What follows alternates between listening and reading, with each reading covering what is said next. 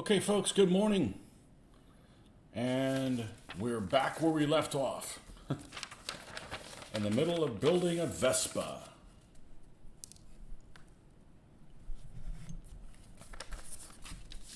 And I got a little bit of a late start this morning. I stayed up too late, and I went ahead and just went out and had breakfast and did all the shopping that I needed to do today. So now I don't have to leave the house. All the grocery shopping. Okay. Let's hop to it and finish this guy up. It looks like we were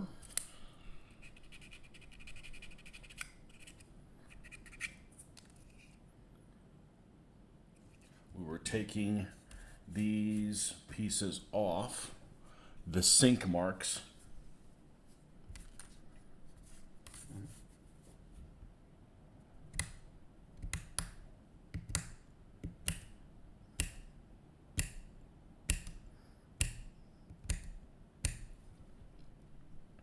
If I can get the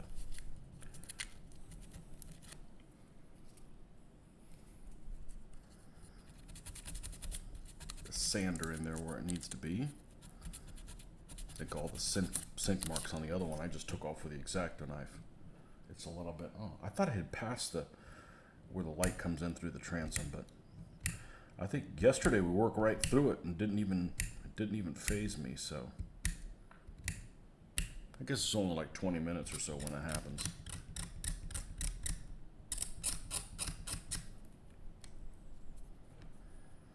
All right, we got another sink mark here.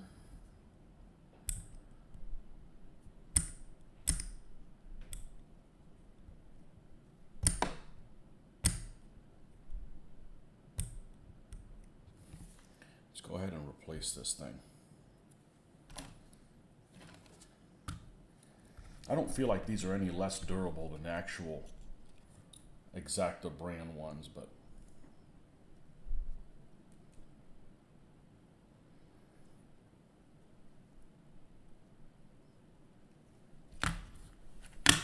that's my unprofessional opinion. Actually, it's my professional opinion. I just didn't do a study on it.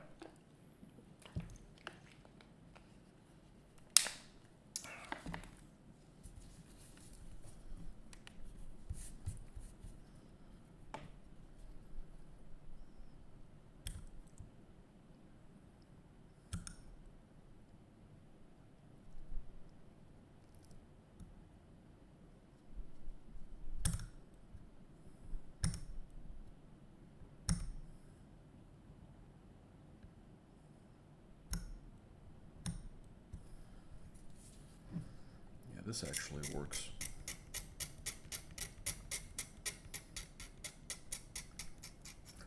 pretty well. I wonder how old this particular model is. Not the original one, but I wonder how old this particular one. Like, when was this thing poured? Poured? Injected?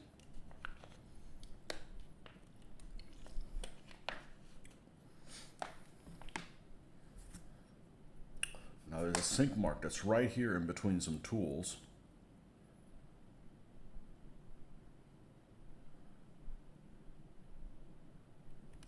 That's going to be an interesting challenge.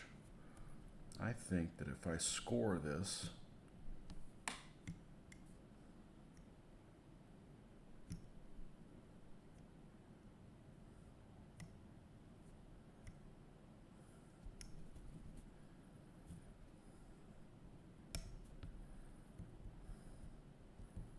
I think we should be able to do okay.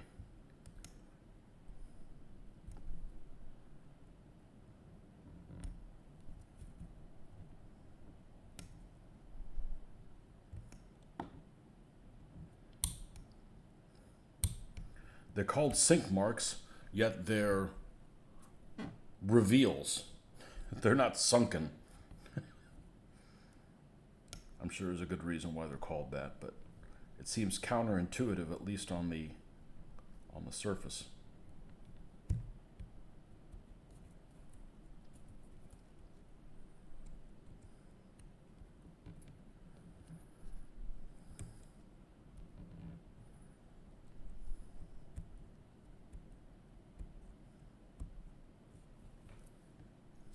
Mr. Barnes, welcome back. Well, I ordered something from Amazon that was supposed to be here yesterday, and it got delayed. It doesn't happen very often, maybe 1 in 30 times that you order something from them. Is there an issue like that? It was the Tamiya cutters. So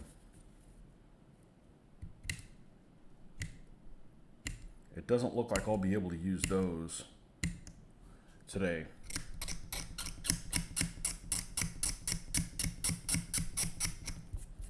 It's not like we're not going to build things during the week.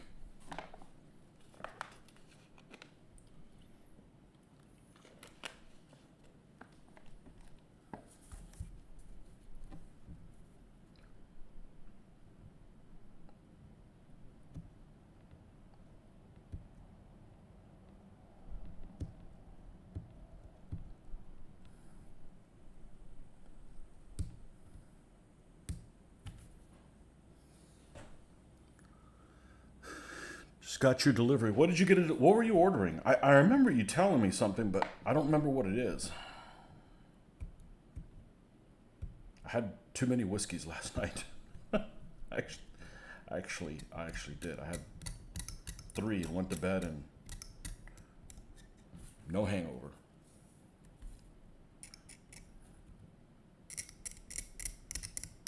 And late.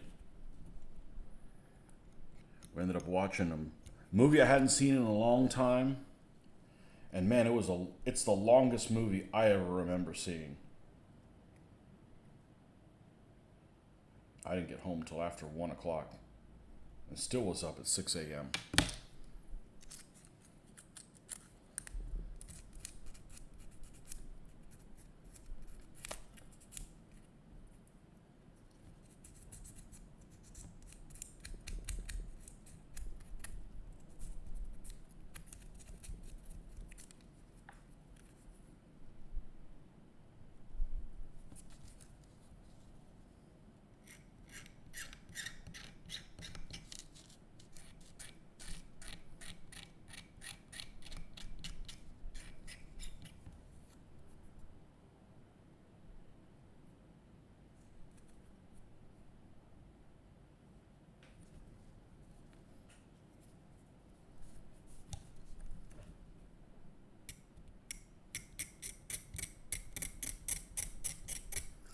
There's one on the other side too, but this isn't that big of a deal.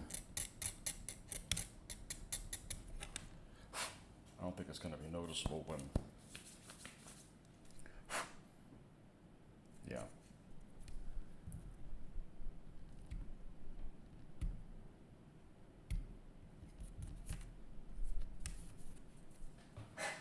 You ordered geometry architectural templates for scribing tool set and some number 11 blades.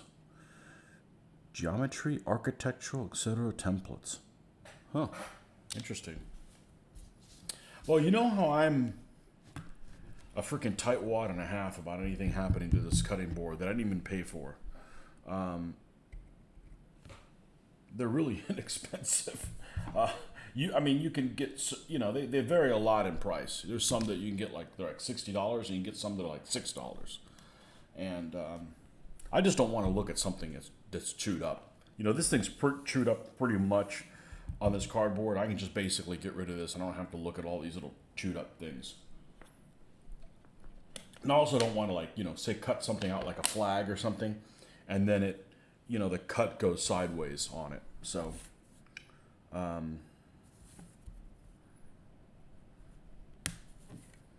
yeah, I'm gonna do a little thing. I'm gonna do something a little different on my next setup.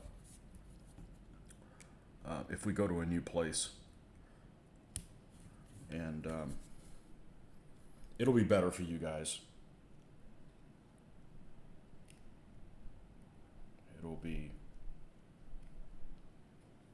or what's the worst that can happen? It'll be shitty like it is here, which is still just works out just fine, but. I spend a fair amount of time in this room. We might as well have some bells and whistles here.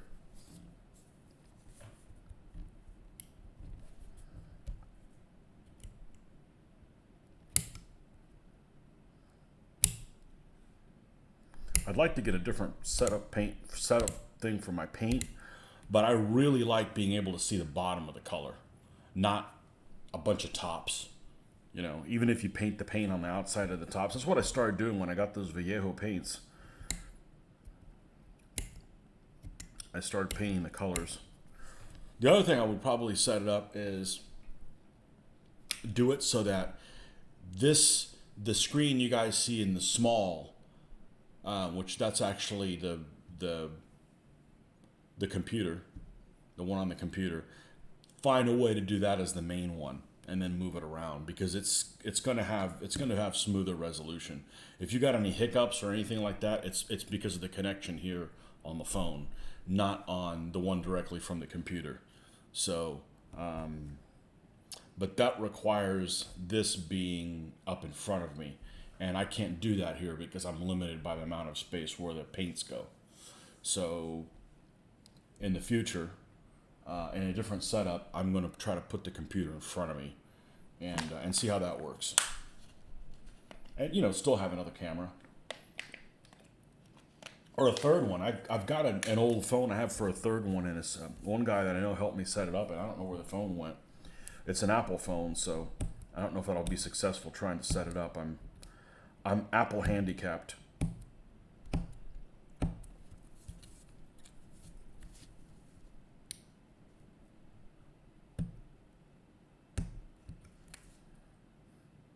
But I spent a fair amount of time doing this. I think it's a good value for me. I get to enjoy it. You have two types of paint racks. Prefer the one that shows the bottom.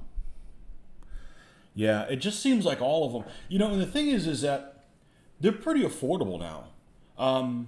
The bad thing is that I did a count on how many I have, and I need to have at least this many spaces for them, and or more. And I've actually used this thing pretty successful. Let me turn this thing around here. This is what I have now, and this is actually, these are actually trays that were supposed to be put horizontally, like on somebody's desk. So they're like a desktop organizer. So in other words, this would actually be the top, and the part here would actually lay on top of somebody's table, like over here kind of thing, and that's what they're meant for. I picked them up relatively inexpensive and just turned them vertical. And they work pretty well. They actually work really well, except that not everything fits in there that I have. So when I did the count on the Vallejo paints alone, that's 200. It doesn't look like 200, but it's like 200 paints. So I need to have at least slots for that. And, these are fine. It's just... maybe what I'll do is I'll get an organizer just for these paints, keep these white things, because there's really nothing wrong with them, and then use them to put other things in them. I don't like to throw things away that, or pass them on if it's something I can use. So I've been pretty happy with this setup right here. And it was relatively inexpensive, because you can get things that cost, like $100. That's just too much money, for something that's just kind of inanimate and just sits there. So we'll see. But I've gotten, now I don't feel so bad about it. I've gotten my money's worth out of them. But that's something that should last a lifetime. This table, this is an IKEA table. I got it, I think, for like $99. Hopefully they still make it. I'll probably get another one for the other room. And what I'd like to do is put two of these side by side. And I have one where, like, this stuff is set up, and the other one where the painting stuff is set up. And, cameras on both things, and it's just fun to be able to do this and have some kind of interaction with other people. TT Combat MDF racks are very cheap. Are they sold through Amazon? And the only reason is I like Amazon is because it's really easy to return things if things aren't exactly. TT Combat. I went out and I didn't get pipe cleaners. I decided against going there. I didn't want to go to that craft store and have those old ladies hit on me. TT Combat MDF. Nah, I just didn't. The funny thing, I was worried about my foot, and I was actually. It's healing pretty well. kind of weird calling it a heel. Like I said, it's self-inflicted from just having my foot underneath the table, just doing like funny shit with your foot. You know, I think in this case it was doing this. It was overextending it up inside my shoe at work. And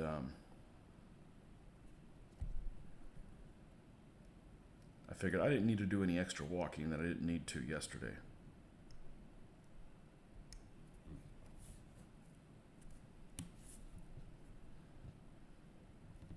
Yeah, there's a whole bunch of manufacturers. Even Vallejo makes their own stuff.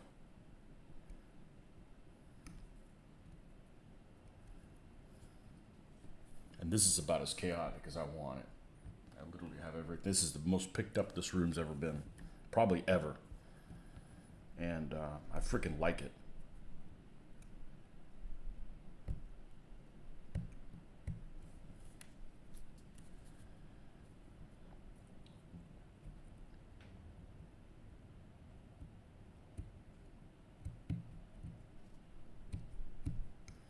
I don't like places where when you leave it, you need to go seek therapy for all the chaos.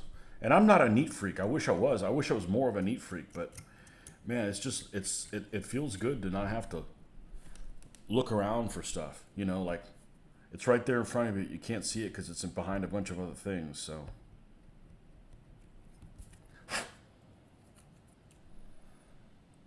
Okay, maybe a little bit more here, and then this thing should be good to go.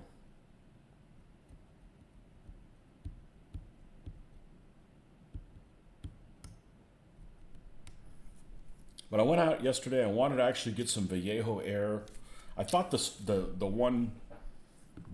one store carried Vallejo air. I was going to pick up a black to try to spray with that, but they didn't carry it.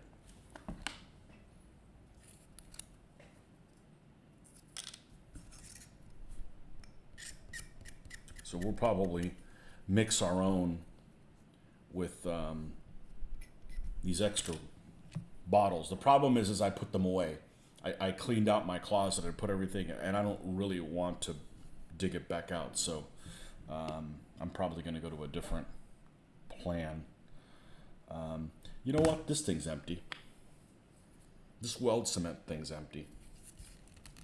Let me see. Is there anything in here? I'm going to let this air dry, and we're going to use this to mix the black with the thinner, because I don't really need this for anything. Yeah, I'm gonna let this air vent, as I don't want to tear everything apart looking for these little eyedropper bottles. Okay, because I want to put some thinner. Try some thinner in there with the surface primer. The surface primer is just gumming up all the inside of the airbrush, and it's taken about a half an hour to get it going again. And it's not that frustrating. It's just kind of a waste of time. I'd rather do something else with a half hour. Especially when I feel like I do a good job cleaning it up when I'm done and it's still gumming up. All right, so we've got some things to add on here.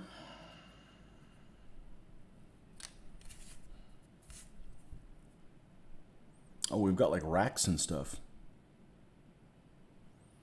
Okay, let's get piece 2. Piece number 2. Here it is.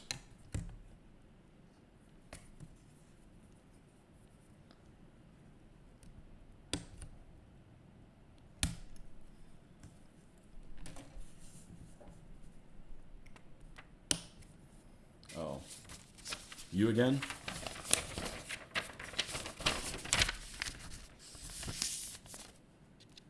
Let's get something that we're not using this one right now, so we can use that one to hold it down. There we go. All right, that's piece 2. And then 19, 20, and 21, again, 3 pieces that are the exact same piece, but they decide to give them 3 different numbers. Silly Italians.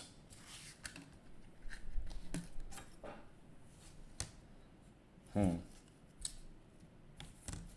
side's a little bit more noticeable here. Let's try this. Yeah, I was really hoping to get the Tamiya one in, but it's supposed to be in yesterday, but can't do it there. Snap that one. Totally fixable, but all right, we'll go to plan B.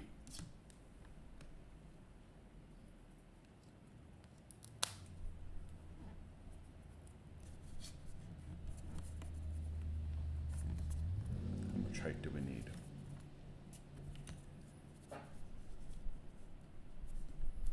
I don't want to have to fix things if I don't need to.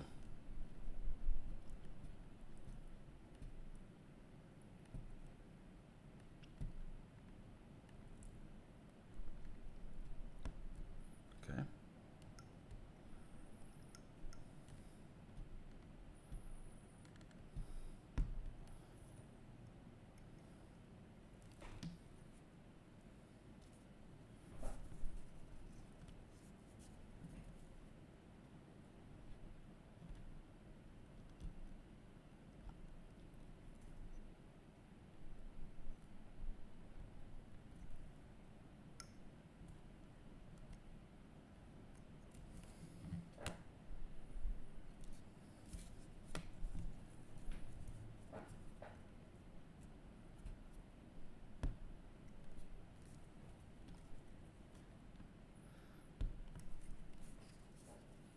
This system works pretty freaking well. And this is a material I already had.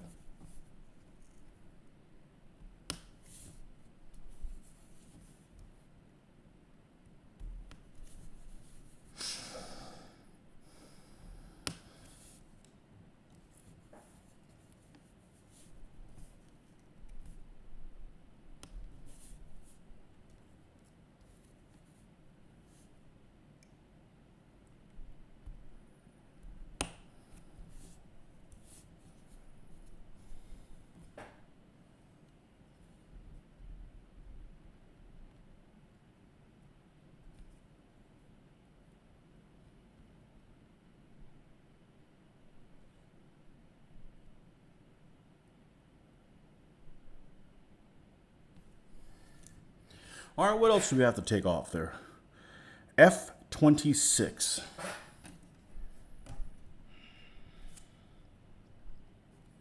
There it is.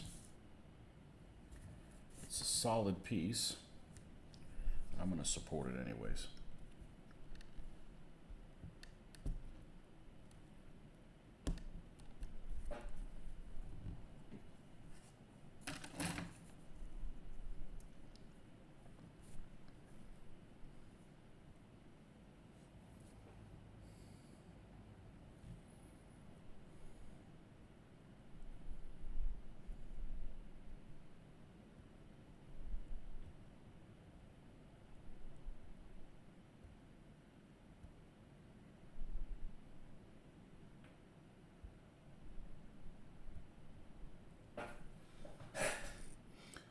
Mr. Burgess, welcome. Loving the unbox and review videos, mate. Yeah, I'm gonna build these things, so I might as well do it. Like for instance, this one, I've already done the unboxing on the Vespa.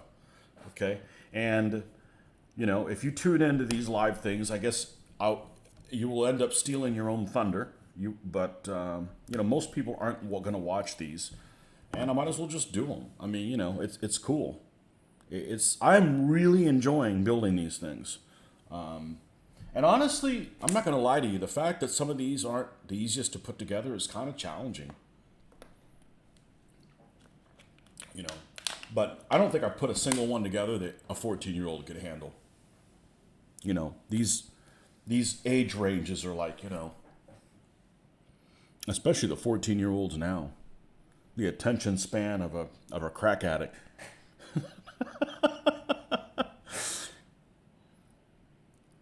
Okay, so these are all the pieces that go here. You know, and 14-year-olds don't have all the tools. They don't have tweezers. I don't know where the hell these tweezers. I think these were my dad's, whatever. Peer, P-E-E-R, Switzerland. These things are amazing, and these are probably really, really old. And yeah, they work great.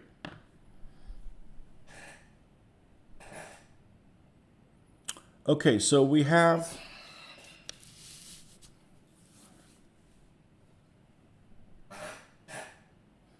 I'm glad you're enjoying them. They're fun to do.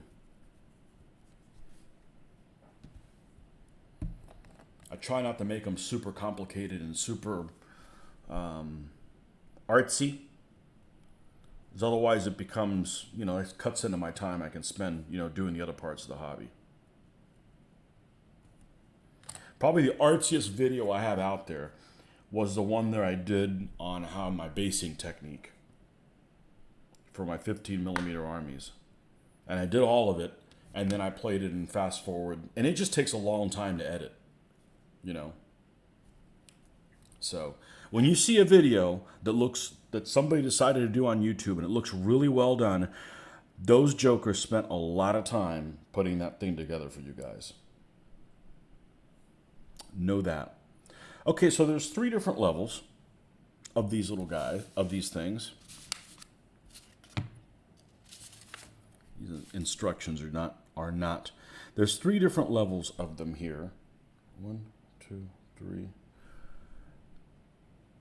But then there's 4 things that need to go on there.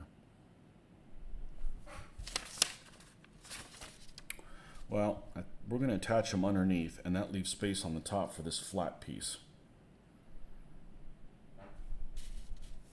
And we need to put this one together in 2 pieces.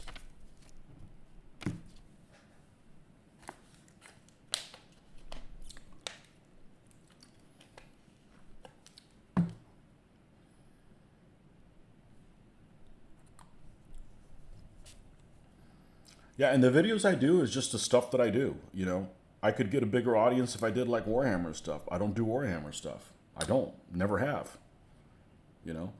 I could get more viewers if I had controversial shit. I'm not into controversy,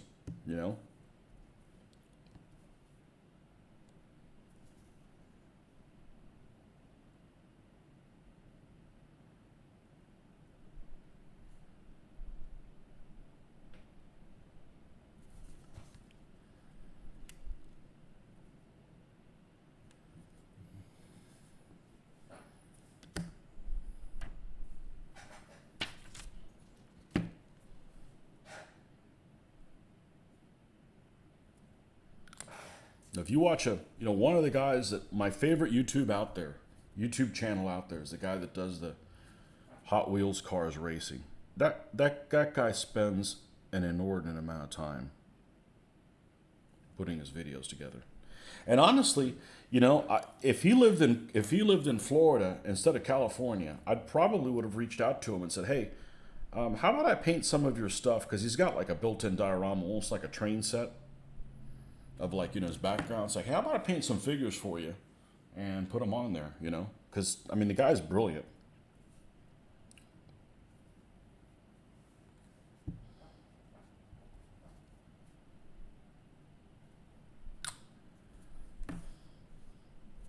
And maybe show me what kind of editing hacks you use. But I think his background is in doing stuff like that.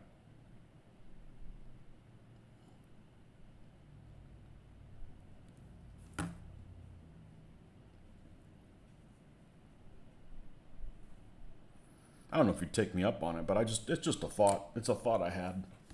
But California might as well be another country, as far away as it is.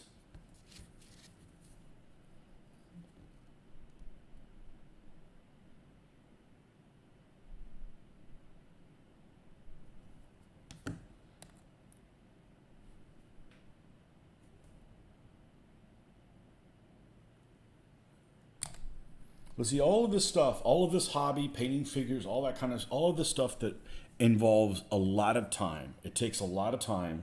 But I don't find it's frustrating because even if it's something that takes a long time, you're constantly moving from the beginning towards a goal. You may be working on something for 4 hours, but hopefully you're farther towards the end at 4 hours in than you are at the end. If you do computer stuff, you could just with the strike of a key, whatever you did is gone. And you just lost it, or, it doesn't work, or, I think it takes a hell of a lot more patience to do computer stuff than it does to do modeling things.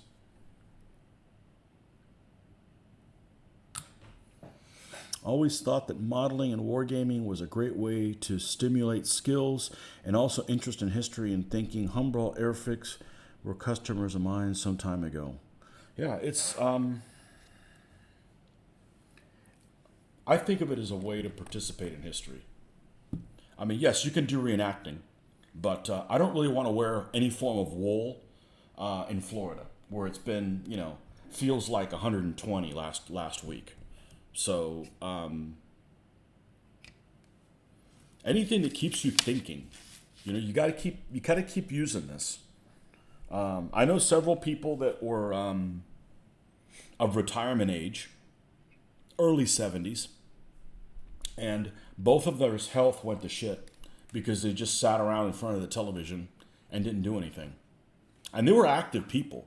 They were like physical men, not like lumberjacks, but I mean, they didn't sit in an office, push papers around. And both of them just went, their mental health just went crazy. And I'm always thinking, always. It may be about fun stuff, but I'm always thinking it's fun to think. They were concerned that they couldn't compete against the wizzy distractions. Absolutely. Yeah. The other thing is that, so I stopped building models for about 20 years while I was doing 15 millimeter figures. But having to wrestle with all of the problems of the 15 millimeter figures that you encounter, the flash, the spear break, replace this, use epoxy, it's like, this is like a piece of cake. I mean, it's like working with plastic, that's a piece of cake. The only thing that changed in the last 20 years is this stuff that we used to make antennas out of sprue. It isn't worth a damn anymore. It just doesn't stretch worth a damn. So I've just given up and I've just used piano wire. That's the only thing. Everything else is better. We got glue now. This glue, if it existed, I wasn't aware of it. The Tamiya glue, but this is the secret, is that applicator is so thin, it's like incredible. It deserves an award named after itself. I heard that one time online. I'm like, that's a good saying on there. We have access to all kinds of stuff on the internet. So if something's not clear, like this piece is, I'm going to go online and see if I find the inside of a Vespa and put it together. Because I don't want to put it in the wrong place and have to replace it. Ultimately, does it really matter that much? No. I mean, it's a wargaming thing, but I want it to look well, Saw that happen. My dad after he retired. Yeah, I don't. I could retire to, well, I can't because can't afford it. But if I retired like now, I think that I'd be good. I would be good. But I'm always thinking, My dad stayed. My dad never really retired. He was a civil engineer and was always doing something work related into his mid 80s. But not me. I don't want to work when I hit 70, I don't want to work for sure. I got too much of this stuff to do, I got too much of this stuff to do with you guys. I really do this for me. The fact that you guys come in and interact with me keeps me on task. And that's really why I started doing this. I'm like, okay, if I'm working on a model, and I'm always thinking, so maybe I'm thinking about the next thing I'm doing while I'm doing this one, and I go and like, oh, let me go to the internet and search something. Well, the next thing you know, you're in a rabbit hole and you don't finish stuff. This just forces me to stay on task and finish something. So that is y'all's role in the equation. Vespa interior. God, the internet is great. There's a lot of bullshit on there, but there's a lot of good stuff on there too. Let's see what this is. Oh, we got a nice one here. Let's see. Nazi self-propelled gun.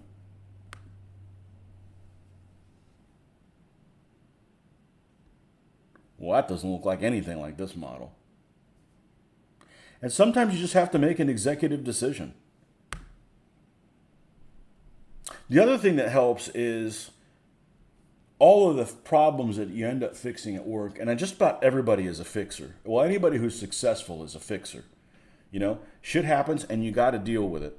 It doesn't look like the interior of any of these look like this model. This could be an inaccurate model for all we know. Oh, here's a picture of 129th Panzer Grenadier Division in Italy.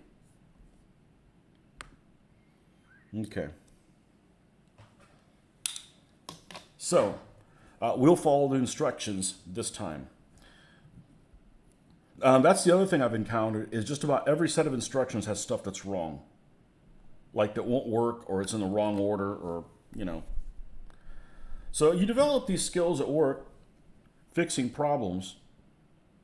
And, when I got back to this thing, I had these models I hadn't touched in 20 years. I had these old Eschi half tracks, okay, German half tracks with the, they took the one with the all those rivets. I think Tamiya did the same thing. Their model, I think there's some 251 half track that's in a museum, and they all got the inspiration of building it based on this particular model. And this was an unusual model, and that it was a rivet construction 251, which if you try to find pictures of it in any of the Panzer color books or anything back then, you couldn't find any examples of this riveted 251. But anyways, so I have the Eschi 251 half track, and I got all these kits that have been sitting around half built for 20 years. And I would always encounter something. It's something I'm like, I don't know what to do. I don't know what I have to do about this. I don't know how to fix it. Something's wrong. So I would move on and start working on a different kit.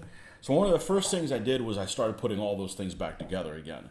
And like one of the issues I had with that German half track was one of the axles on it broke. As I was putting the rubber band track on it, it puts a lot of tension on it, and it broke. So I'm like, I tried to super glue it. It didn't work. I'm like, I don't know what to do. So I moved on. So I come across this model I haven't touched in 20 years, and I'm like, all right, I've got pin vices now that I didn't have 20 years ago or 25 years ago. I've got tweezers. I got all kinds of glues. I'm proficient in using epoxy. I've got steel pins that I use for spears and lances for my white metal figures. I'm like, all right, let's replace this axle. Let's drill it out and put it with a steel rod. I did that, epoxied it, worked great. And as soon as I go to the other side breaks out. So I just ended up replacing the whole thing. And it was a piece of cake. It didn't bother me. It was like, okay, this is an opportunity to improve my skills by doing it. And the fact that you're drilling into plastic is like a godsend compared to working with white metal that is really, the problem is plastic is you can use weld cement, you can use epoxy, you can use super glue. If you use white metal, you can't use this anymore, so you just have a lot more flexibility with it. So you easily get distracted from painting if you start overthinking. Yeah. That happens to all great thinkers. Okay, so this portion's done. And the other thing I encountered is a lot of these are just totally different plastics. This is a different plastic from the Plastic Soldier Company plastic, which is a different one from the Pegasus one. And even Pegasus has different plastics. The plastic that they used in the King Tiger, somebody should be fine. Whoever came up with that plastic, they should find that person and do something nasty to them. Like, I don't know, dip them in honey or something. I don't know. That plastic just will not work with the cement. It's the first time I've ever encountered a plastic that won't work with weld cement. It's really, really weird. So, but not everything that particular company makes uses that same plastic mix. So, but you can't give up. You got to be like, all right, oh, you think I'm not going to build you? Screw you. We'll get through it. No, drilling out the barrels. This barrel drilled out really nicely. So, okay, this piece is done. We should go on to the other piece, which is the other side. And, yeah, and trimming the flash and sink marks off a plastic model is a lot easier than taking flash off a white metal thing.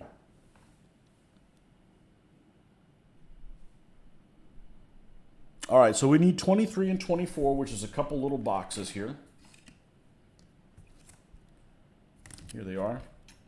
It's exactly the same piece, but these Italians decided to give them different numbers.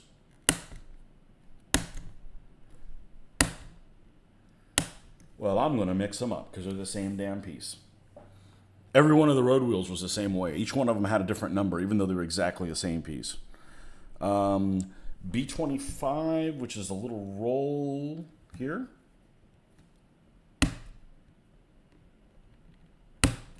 Okay.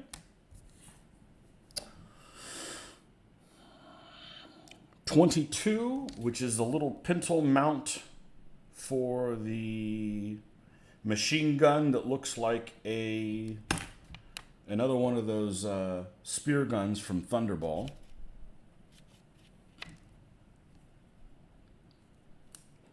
Again, I don't want to get aftermarket MG34.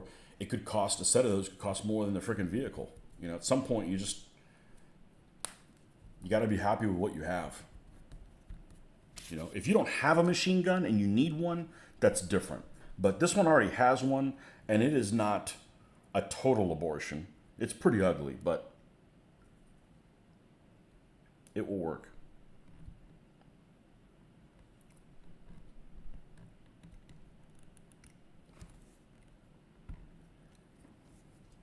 Did you say Matchbox or did you say Airfix? I get those two mixed up. I get those two brands. I've built stuff from both. Humbrol, Airfix. Okay. Yeah, I built a lot of how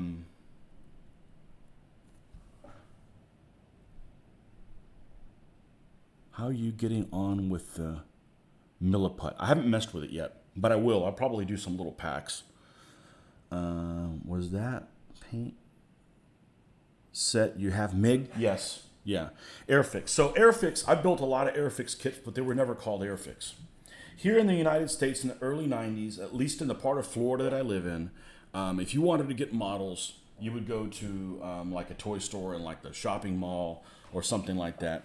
I never saw Airfix anything, Airfix branded anything. It was all called MPC. It's the same kit. It was just MPC, and I built a ton of them.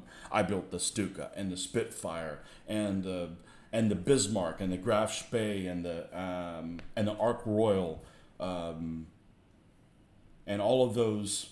You know, even the Airfix figures, the 1/72 scale figures, they were all branded as MPC.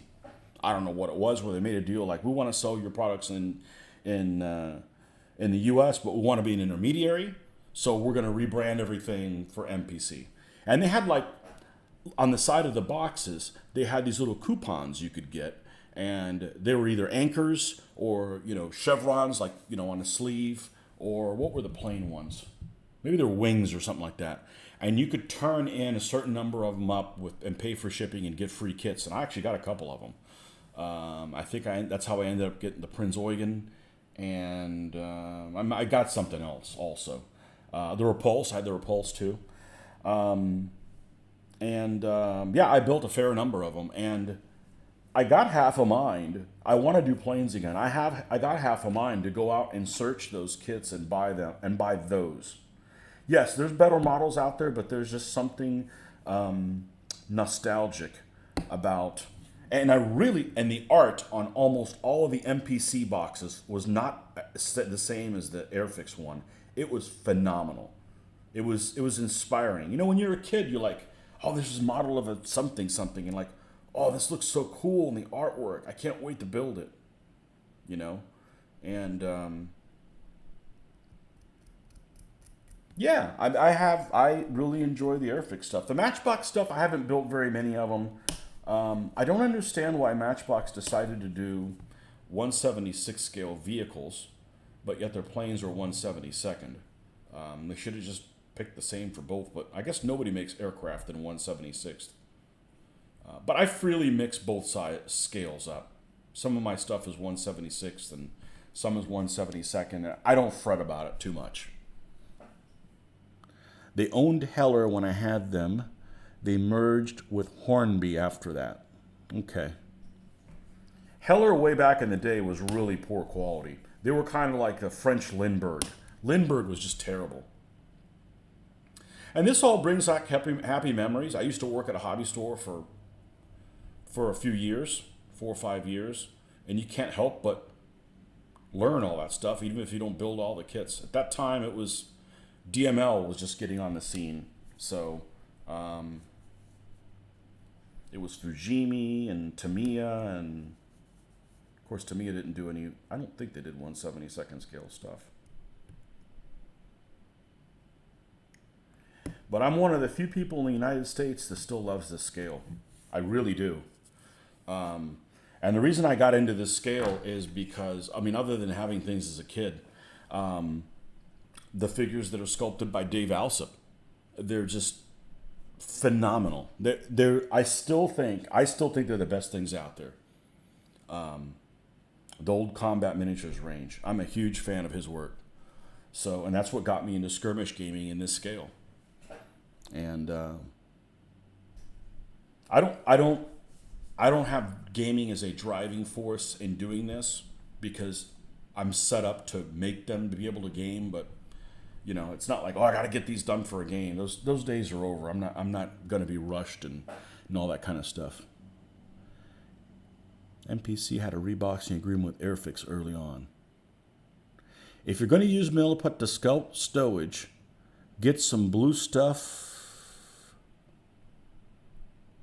Omayaru, and make copies. Okay, so that's a good question. So,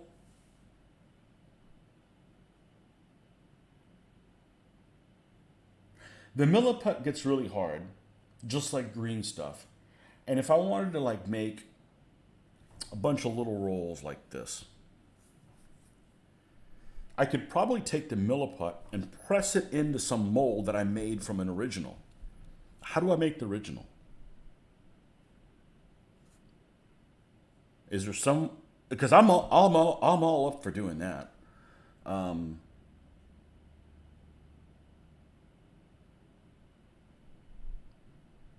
all up for doing. So, a model I don't have that I'm a huge fan of the vehicle. Huge fan. I love British stuff in the desert.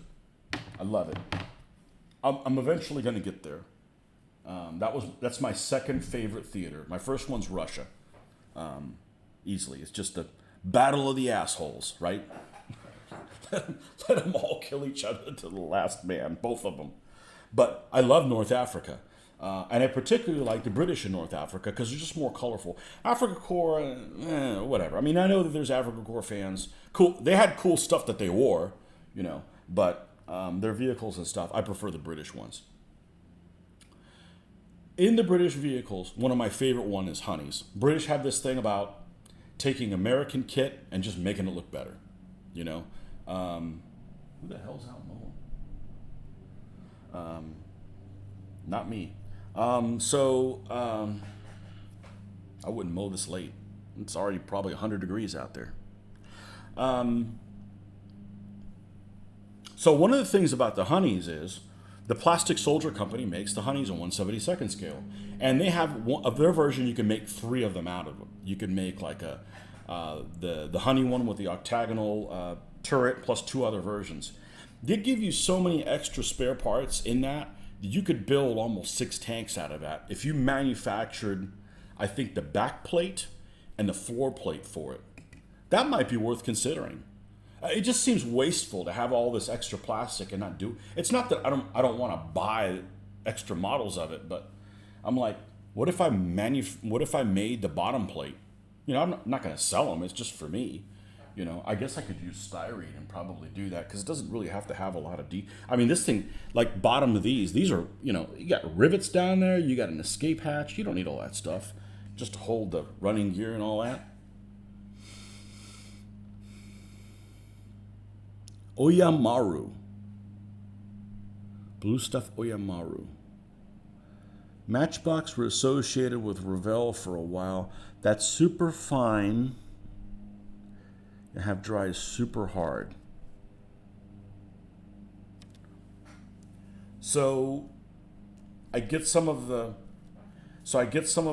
white stuff, put this in it, wait for it to dry, pull this out, and then get some other material. I don't know. I need, maybe I should watch some videos on that.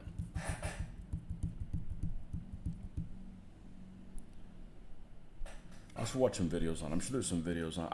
I've learned everything I know on YouTube. I've done things with YouTube, and not really necessarily modeling. Cars. I've done car repairs with YouTube. I got enough of that mill, so I'll probably give that a shot. Might as well do it this week while the girls are awake and away, and I don't have any interruptions, or I have less interruptions. You know, I tell them, I said, I always have these big plans of what I'm going to do when you guys are gone on vacation or something like that, that I can't go with you. And then I'm disappointed that I don't get anything as much done as I thought. But the reality is while they're here, I still get to do my hobby just as much. So, you know, this is a great hobby, especially for wives. They know where to find you. We're not out carousing somewhere or yelling at the TV somewhere. Or this is a great hobby, and they know where to find you. And it's relatively inexpensive. Just don't buy stuff you're not going to build. You know, if this thing cost, say $10, I think this thing did cost about $10 because I got a deal on it, and I spend 5 hours building it, not even counting painting it. That's a good value, you know? And then it's not like it's a beer or something like that. You still have it. You can put it in your case or whatever, you know? And then, you know, use it in a game. So it's a really good value. It's entertaining. If you do this and it frustrates you, well, that's a little bit different, but. Okay, this little guy is going to go like this. So we just got to make sure that when we put these boxes down, they don't encroach on that. All right, so we're going to always test fit everything always.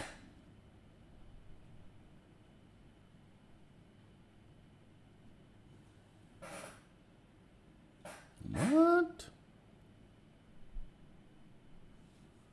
There's the fire extinguisher. It shows this box going up. It shows this box going over this piece here, which you would have to, because otherwise it's going to stick off the bottom and it won't fit here. So am I supposed to cut that thing off?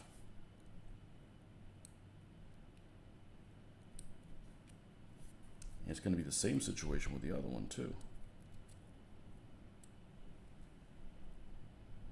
That one actually may fit flush. This one's not fitting flush.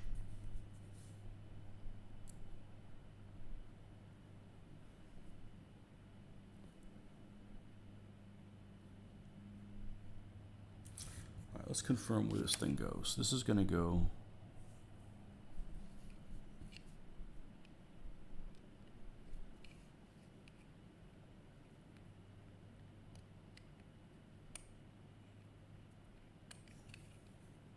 No, it's got to go on the outside.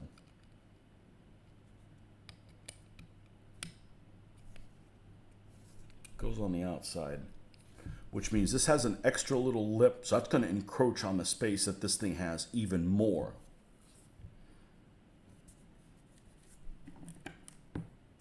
This is the kind of shit that's actually fun, because I don't have a timetable of when this has to be done by. If I did, I wouldn't like this one bit.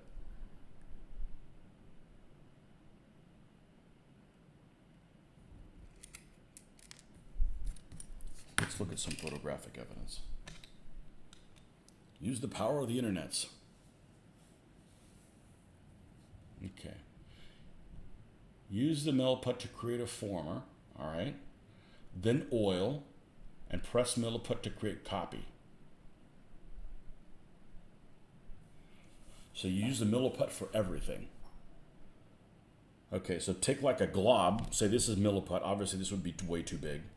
And if I wanted to make a copy of this, stick this in,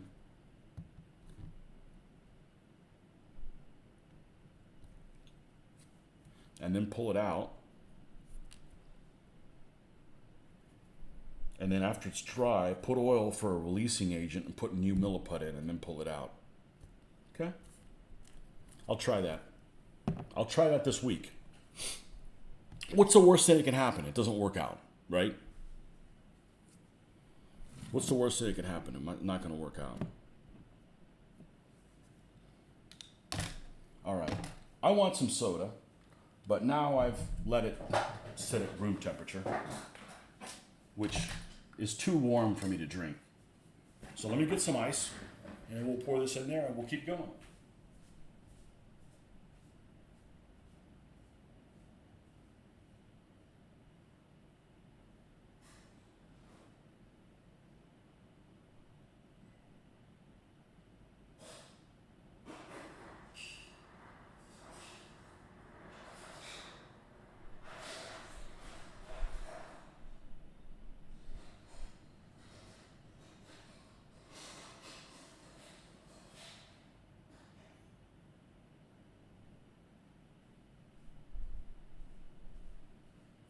You know, the other thing I do is, I do, even when I do videos, that video that I just did of those unboxings, there's no editing on it.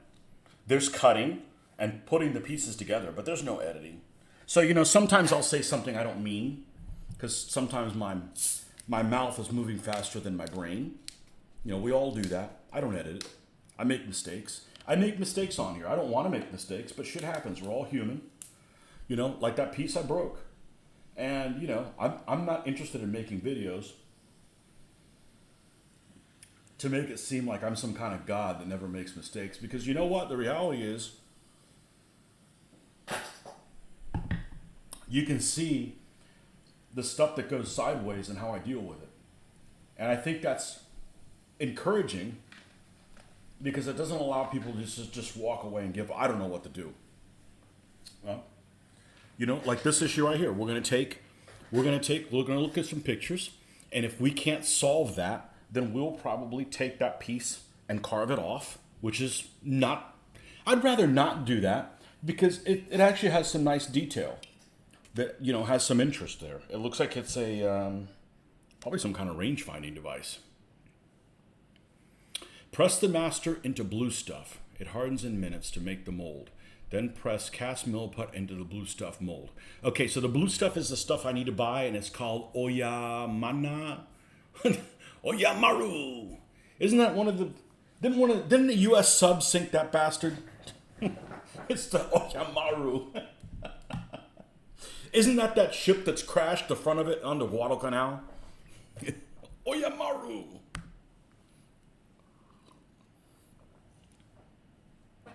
You know what I'm talking about. That famous picture of Guadalcanal.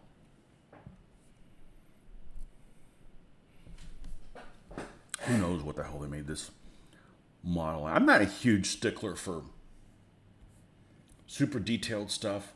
I changed, they have a whole photo etch set. Yeah, well, I'm not opposed to doing photo etch stuff. I just don't want to spend $50 on something that's just, it's not necessary. Well, this one doesn't even have the boxes.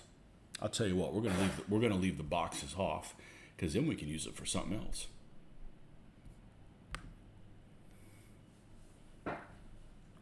Yeah.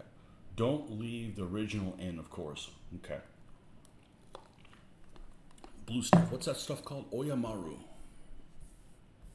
Hey, Oyamaru.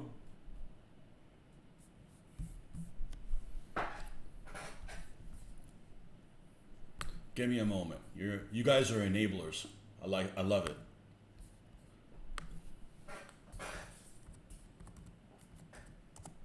And there's a lot of shit I don't know. And that's okay. People should, if you don't know stuff, say you don't know it. We're not all experts of everything. There's a lot of things I do really well, and there's some things I've just never done before. Oyamaru blue stuff. Oyumaru blue stuff.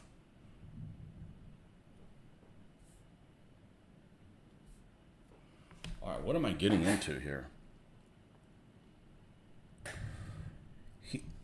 Storms again? Well, you know what? It's free water. I just don't like the lightning. Hindo de washi. Washi washi. Hindo de washi oyumaru. Monochromatic clear and blue set. Each pack of 6. Japan import. It runs just shy of $9. Free delivery on Wednesday. Okay. Let's see. That's the first thing that came up.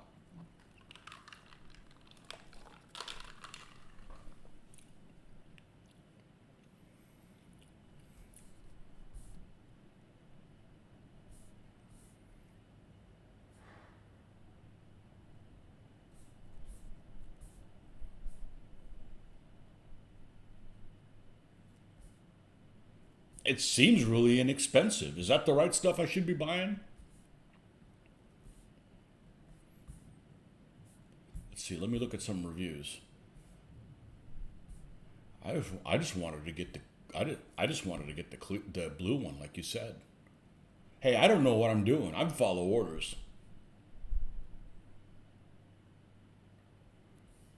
As a 4.7 rating, 324 reviews. That's pretty good. Easy to use. Makes molds with no mixing or liquids. That's a plus. Dries to a hard rubber. I wish I knew this years ago. Would be great for prop pieces on a costume if you need a duplicate. I'm not playing dress up, sorry. It doesn't come with a lot. I guess it's just an expensive product. If you don't have any, you need some. The more the better. Warhammer bits. Using this stuff to duplicate bits on your wargaming miniatures is not as easy as it's made out to be around the internet, unless you already have quite a bit of experience with green stuff or milliput. I don't, but I'm not impatient. Be forewarned, you won't turn into a master overnight. By trying to save money here, you may ultimately waste money. That being said, this is probably the most accessible that mold making has ever been. Yeah, I remember when we were talking about that rubber thing, and it just seemed like it's just too many steps. Like, you know, if somebody comes to your house and said, hey, let's make a rubber mold together. Yeah, let's do it. I could do it, right? But there's just a lot of pitfalls.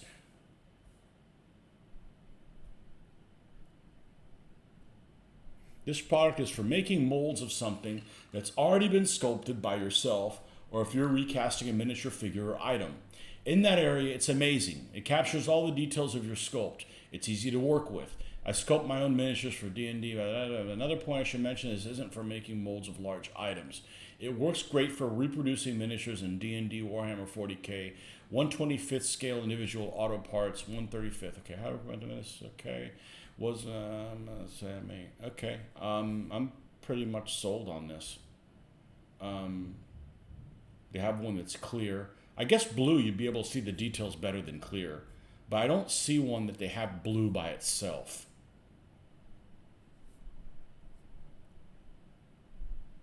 Each pack of 6.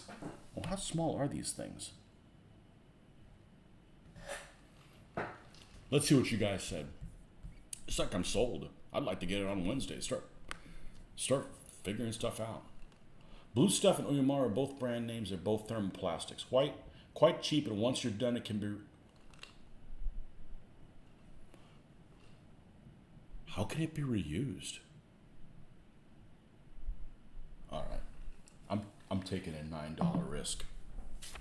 That's the kind of risk I like. If it was something that costs like $150, you know, like for instance, 3D printer. Okay, I'm never going to get a 3D printer. Okay, because they're relatively expensive. I mean, they're cheaper than they are now, but I know that 3D printing is going to cause me all kinds of headaches with the software that I'm going to want to throw across the room. Working with something that makes little molds, I can do that. I'm not handy, I'm crafty, and I'm definitely not a technical person. The fact that I can even do a YouTube video is just a miracle. Well, they made it easy enough to do. We're going to buy it now.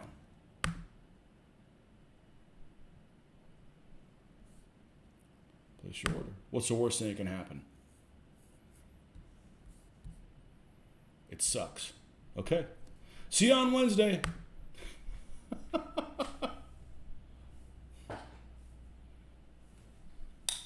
Excellent. Thanks for a tip on that, Phil. Have a great Sunday. Place the blue stuff into boiling water and it goes, really? This could be the start of something. And I have no, just for my own stuff. I'm not going to, I can mass produce it. No. I make my money, doing my normal job. I'm not going to start doing shit like that. It starts like that, and the next thing you know, you're you're stealing other people's rules and charging people for it. Oh, we're not going to talk about that today.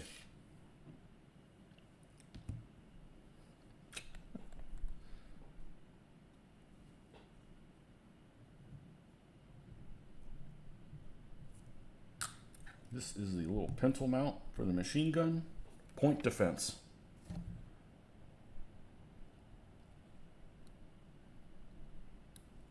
I'm not going to put that on the edge. I want it sunk in a little bit from the edge. That adds a little bit of interest to it. Just slightly below the crest line. I'm not even going to look and see if that's accurate. That just seems like it would be. Just a tiny little spot below that corner. Just a little bit below it. Hardens in less than 5 minutes. Man, I can't wait. You get me all excited. I love this hobby. What's the worst thing that can happen? I wasted $9. And the best thing that can happen is, man, I should have done this years ago.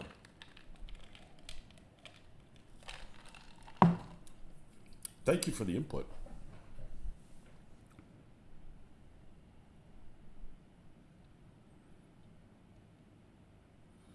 Well, if I put this box on here and I take this piece off, this piece is at an angle. So it goes straight and then it comes up a little bit of an angle. So if I sit it on the bottom, there's going to be a gap at the top and I'm going to lose this piece. So I'm going to take these two boxes and we're not going to do anything with them.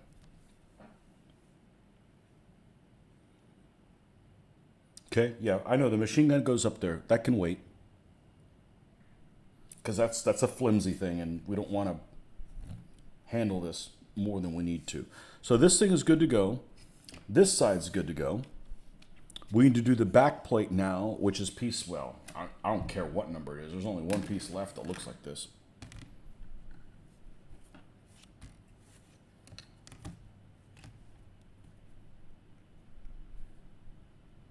I love this hobby.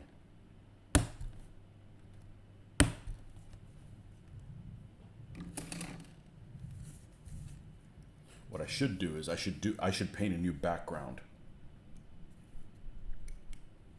A new background painting for take photos. I haven't done one in a long time and I want to do like a Ukrainian field, like wheat field type thing, that kind of a, out in the middle of nowhere. We'll see. We'll see if it goes, or we'll do that during the week, but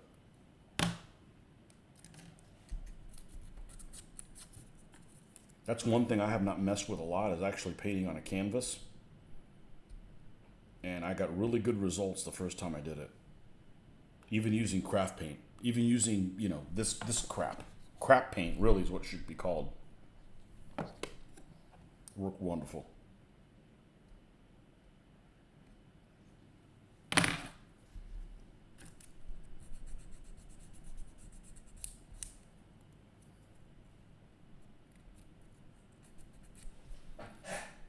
So you made your shield embossments for your fantasy stuff. Plus going to make Assyrian standards next. Excellent, man. I can't wait to get it. I can't wait to do that.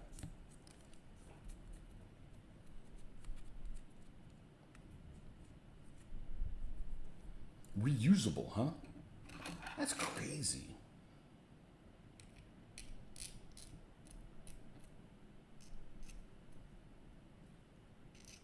I wonder how much of this stuff I got. I'll experiment with the little ones. If it gets to be really, yeah. I can't wait to try that out. M. Letter M. That's the shovel. Yeah, we're gonna need this stuff right here. I have an Assyrian army to do. And I've only done one book, one army. And I wasn't excited about them until I was done with them. Like, these guys look really good. The problem is, you know, there's not a whole lot of... The Assyrians don't really fall for this because there is a lot of inspiration for the Assyrians. But most of these nations, there's not a whole lot of inspiration for. So you have to kind of, like, pull things out of your butt. And Amorites are the guys that I did. I saw you.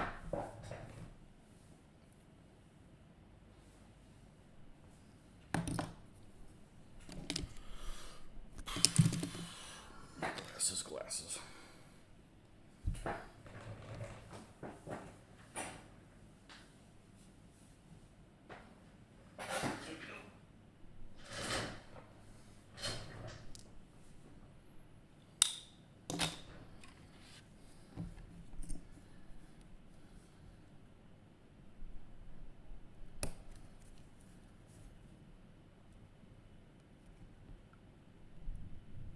The other good thing about Amazon is it gives you something to look forward to. Oh, on Wednesday I'm going to get such and such. Well, sometimes they're late. Like my order today is late. I may not even get it today. It's all right. It'll get here when it gets here. We got enough stuff to work on. Okay, and the shovel, they have it facing this way. I'll just do it that way because I'm not that particular about it. Tools, there's an official way to put them on there, and then in the field, different things happen. Things went sideways.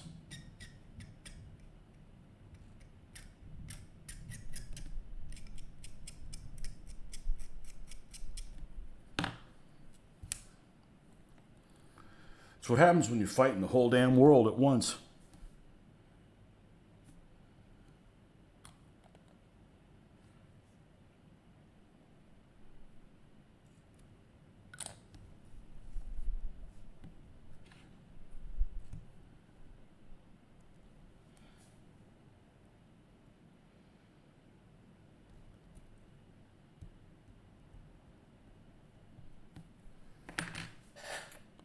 Okay.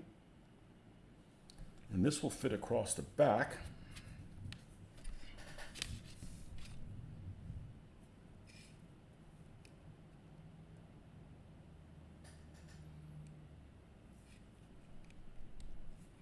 And there's sink marks there too. Nope.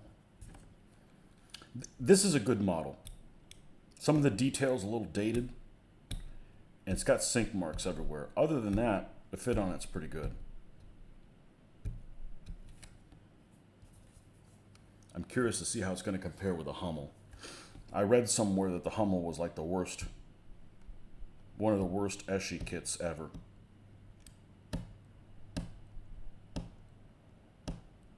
And I think it's for detail.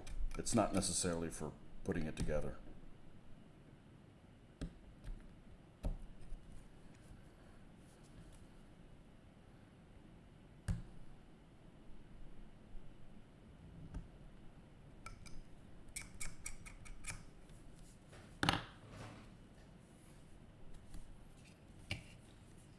All right, this has the 79, which is a little support.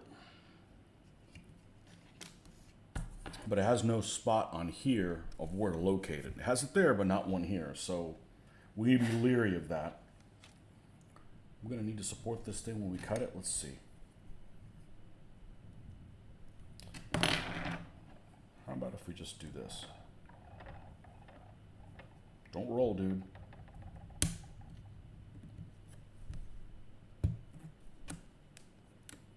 Okay, now we can trim that at leisure.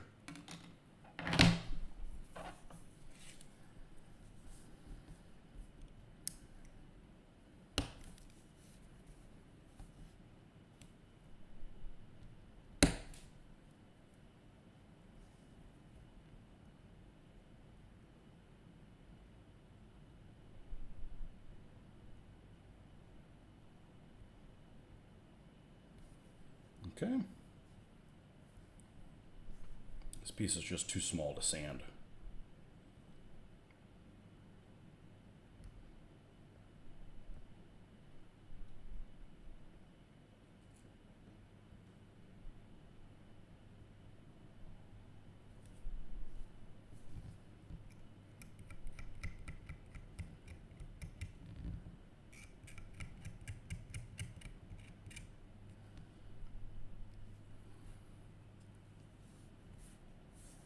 this piece goes like this, supporting it.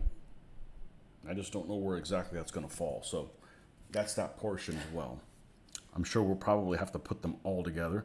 This goes to the outside, so we do that after it's put together. I think we're ready to assemble it.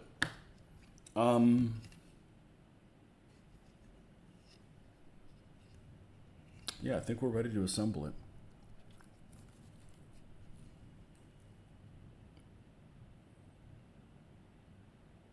Sinkholes remind me to use some putty.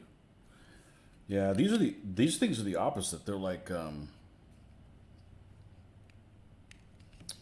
they're actually backwards. They're sink marks, but yet they stick out. Oh, now that machine gun thing is in the way of this. All right.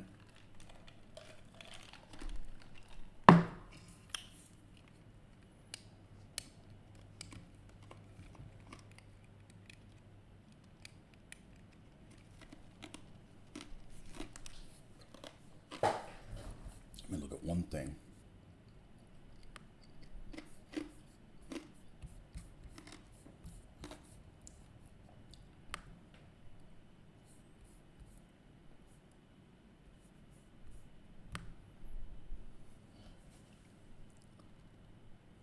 Okay, it's like flush with the outside.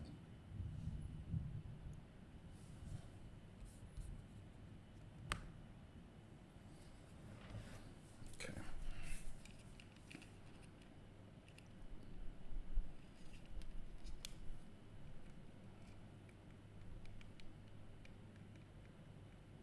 God, it's just a tiny little bit touching it.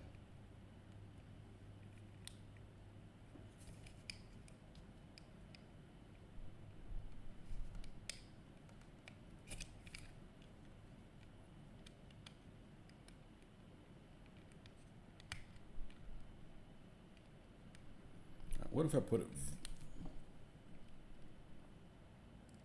Maybe it does work. I'll put it right on the angle where it needed to be. Let's put the other side together first. How about that?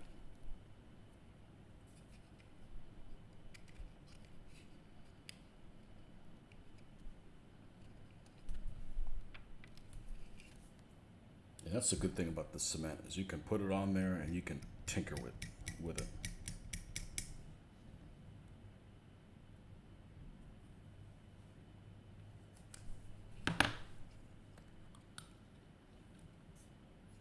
And you know what? I'm going to go ahead and take these rivets off because it's going over them and it's basically making it uneven by them being there.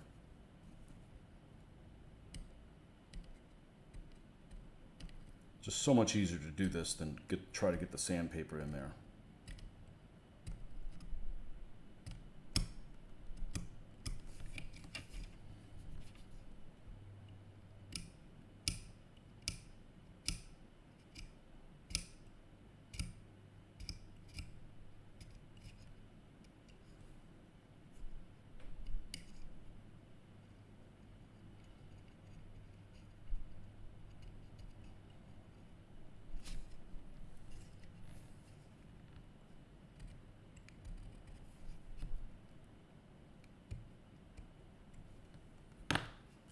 Now,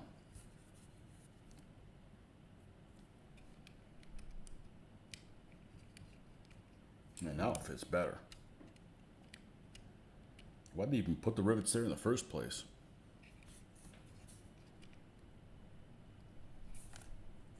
All right, so we're going to follow this, and we're going to follow this. Let's do it again. Here, and here.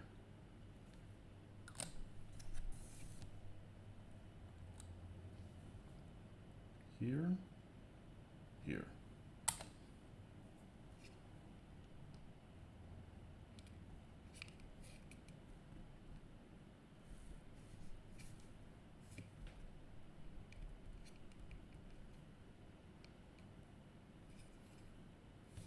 Okay, now we'll go to the other side that's the troublemaker.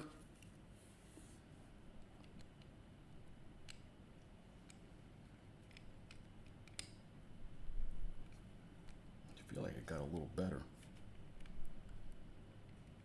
It's this. I mean, that's where it needs to be.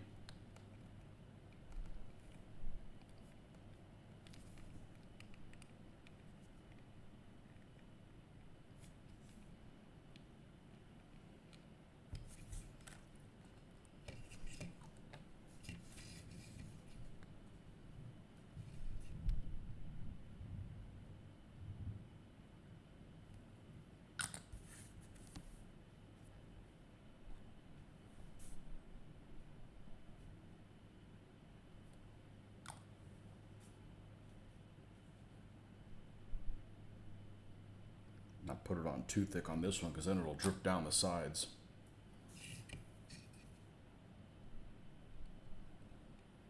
That goes there.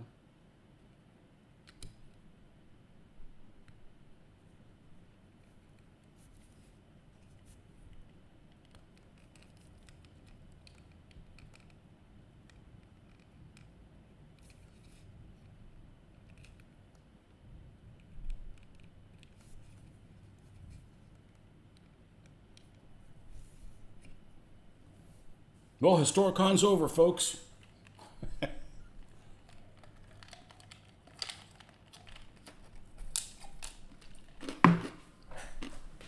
We'd already be on our way back somewhere in North Carolina had I gone. And a shitload of poo to clean up tomorrow.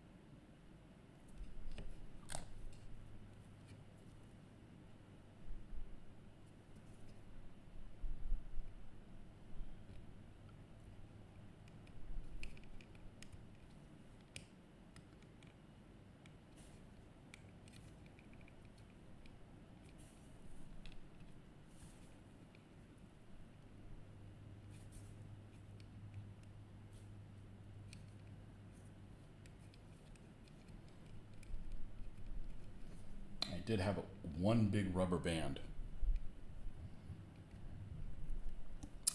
I don't think it's that necessary.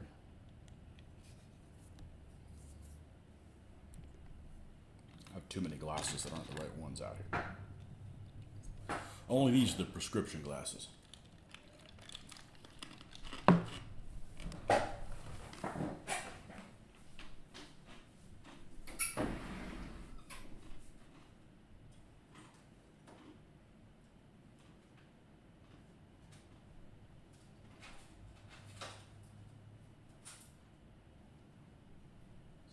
Find these readily. I probably can't. It's not a big deal.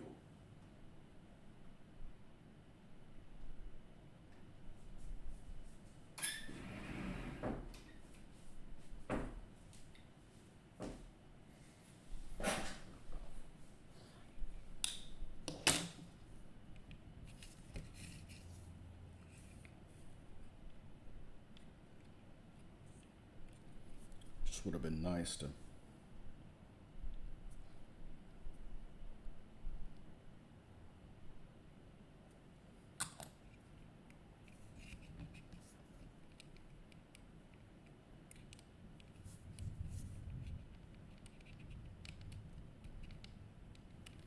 hold that in place like this. We'll hold on to it for a few minutes. Is this the figure that looked like it was Japanese? So I was saying yesterday, I said, I don't know, Yeah, it's a little hat. Looks like a Japanese guy. Except he's got a suit and tie. I mean, he's got a tie. I don't think the Japanese were stupid enough to have a tie on uniform of a freaking tank crewman. That's just dumb. Dumb, dumb, dumb, dumb, dumb.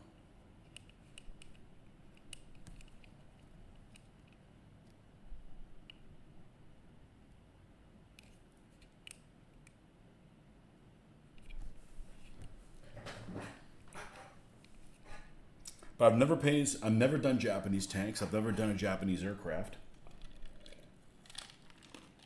I actually have some Japanese figures I wouldn't mind painting. I just never really been into the Pacific War, but I guess it'd be an opportunity to learn something new.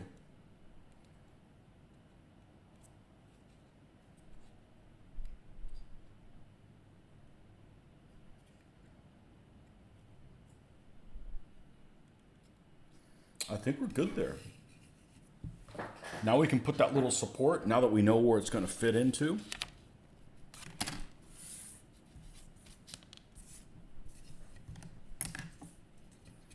You know, I used to like models when I was a kid because, you know, you didn't have the internet where you could look at a vehicle from all angles. So I was like, I wonder what a certain vehicle looks like from a certain aspect. Well, you have to build a model.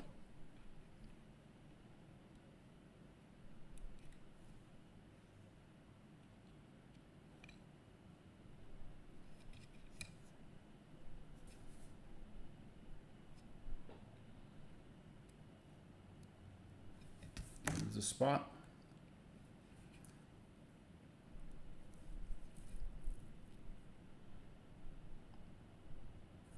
And I can get in here. I can get in here with a paintbrush and paint everything that's visible.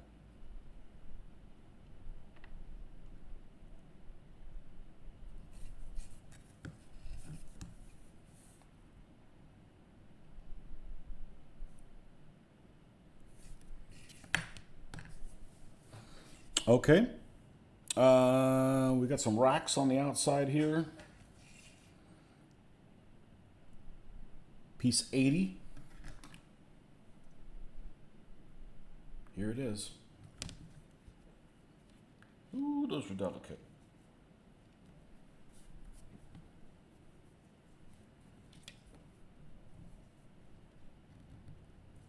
Those are delicate.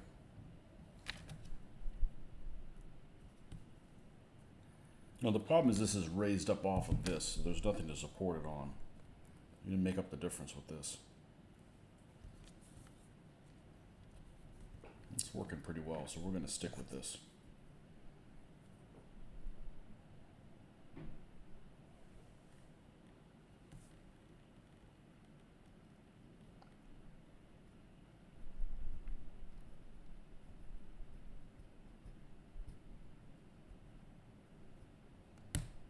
Okay, that's good.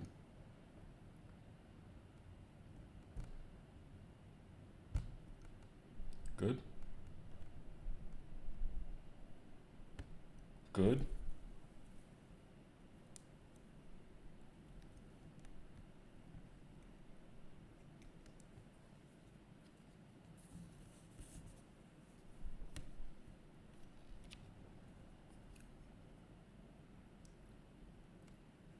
Good.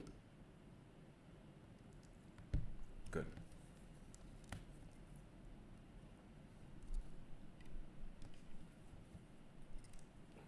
Excellent.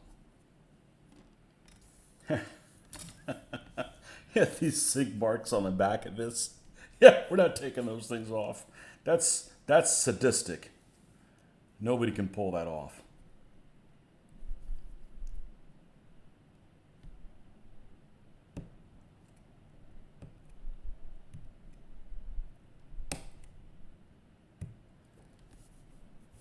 Some of this stuff makes you wonder, did anybody that was manufacturing this ever put one of these models together?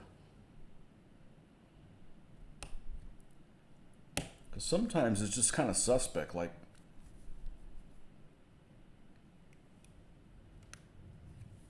I mean, I feel like my model building skills are better than.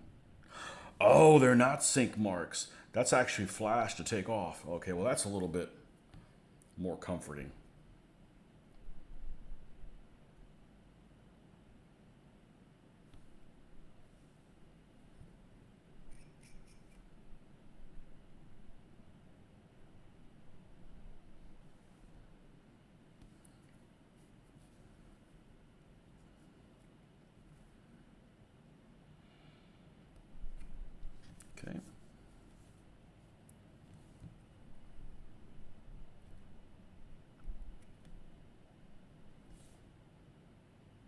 Now,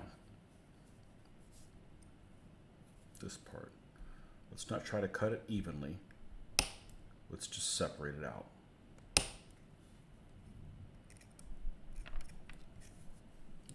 No blowing from you, pal.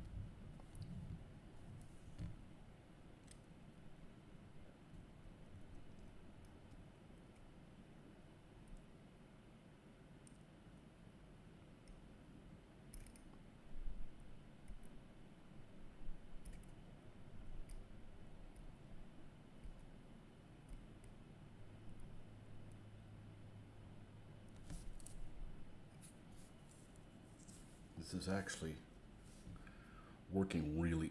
Oh, don't brag until it's over.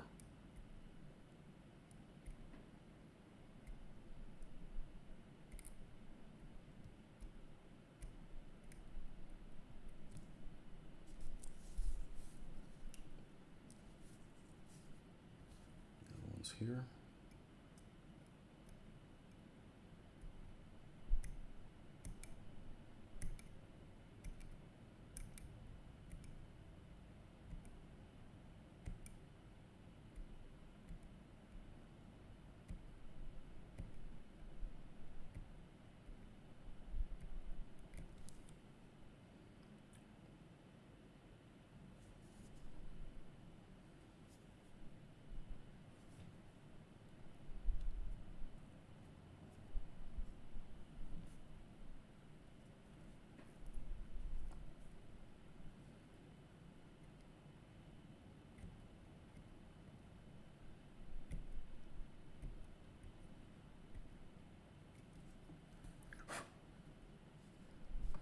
Okay, I think we got this where it needs to be.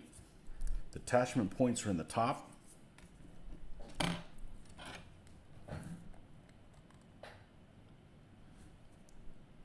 Put one there, put one there.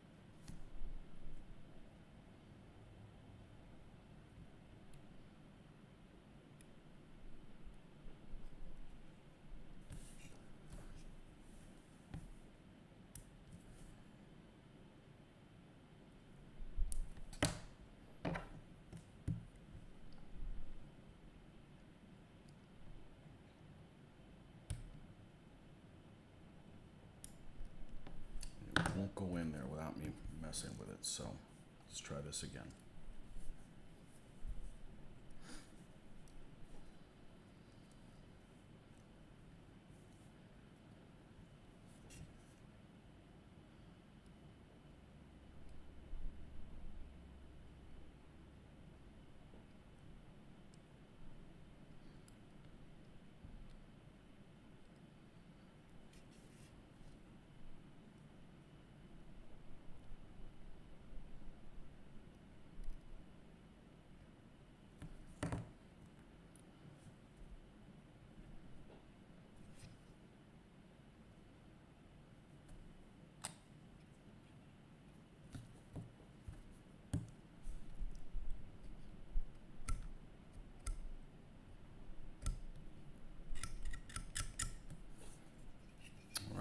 there's that little section there.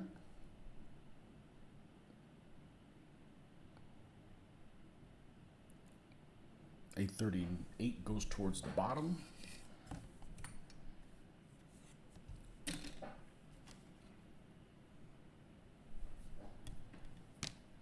don't know where they intend for me to put it.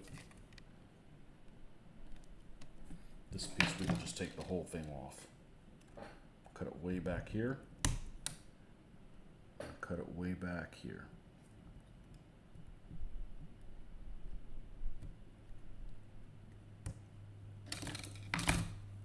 Pull this thing out.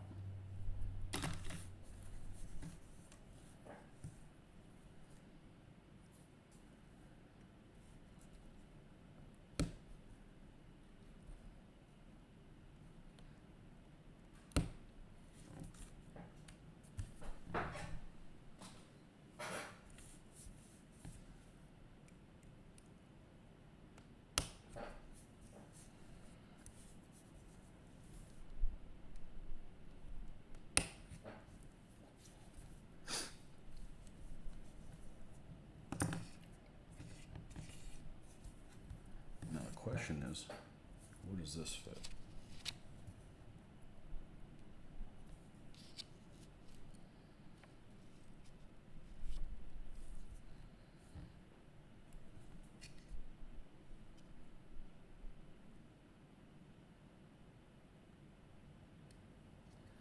Probably in the middle.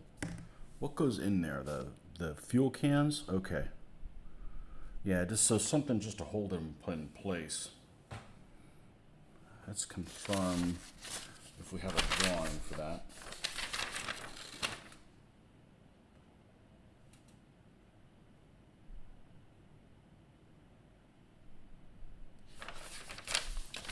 We're almost like in the bottom.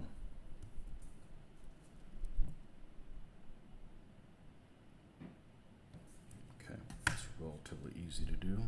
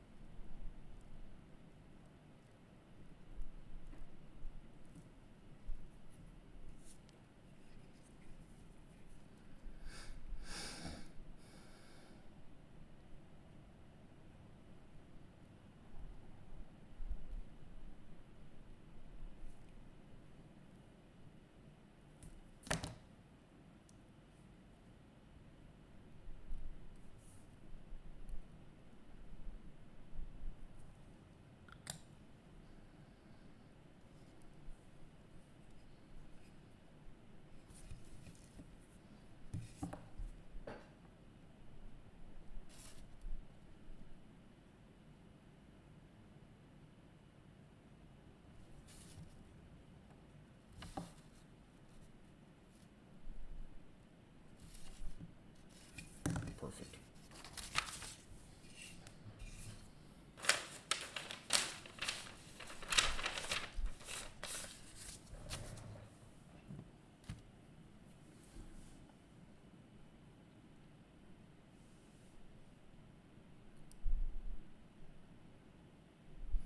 We got the machine gun to put on here. That's literally the last thing I'm going to do. We have an armor here on the front. Now we can go ahead and put that, even though it's being held on by nothing. I actually had to make one of those for the Panzer IVs the other day. I just used basically a piece of plastic, and it worked out pretty well. So I can always attach that afterwards, like I did on the Panzer IVs.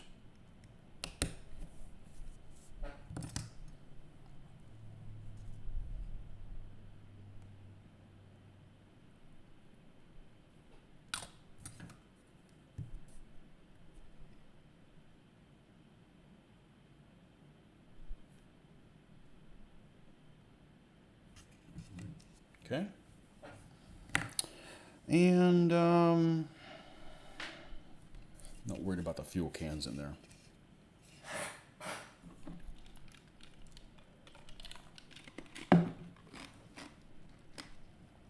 Here's the ammo.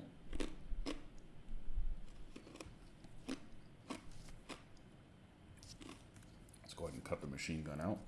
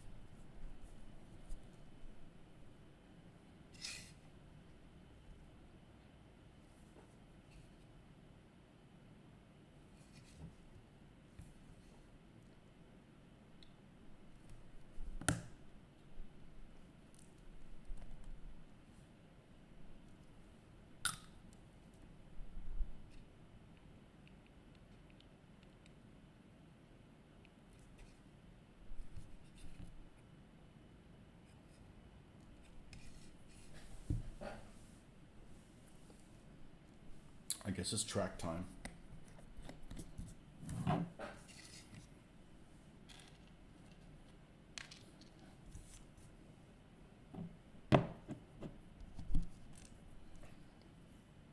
one's good to go.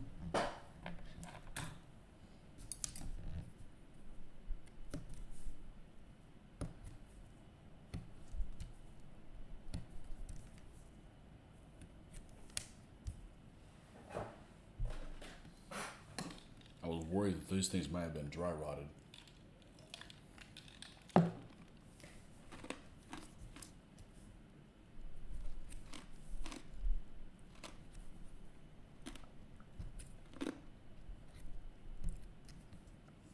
But that was not the case.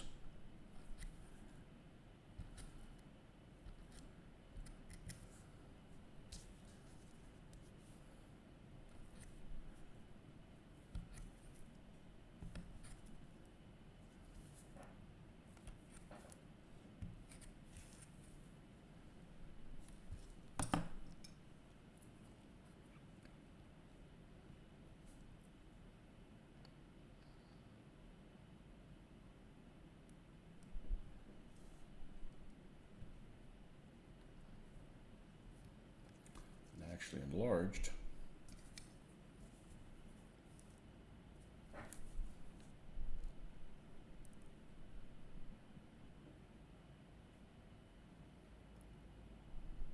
Those holes a tiny bit.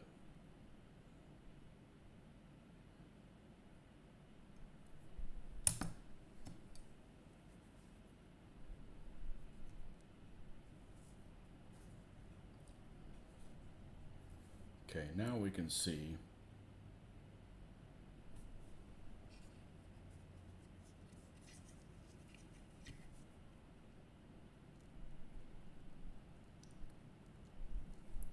and we'll staple that when we're done.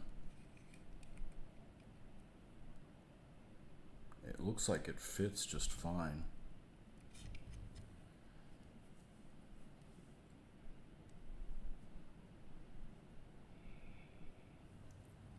And the other side is here.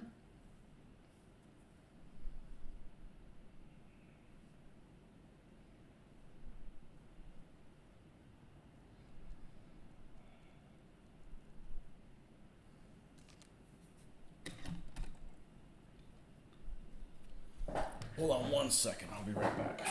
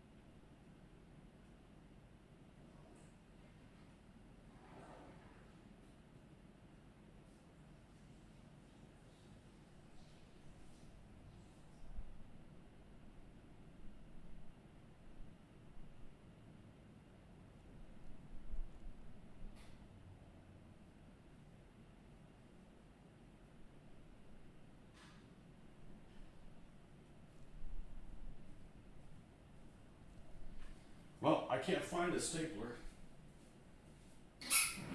so we'll use the stapler as a backup plan, which I've had to do to retrofit things.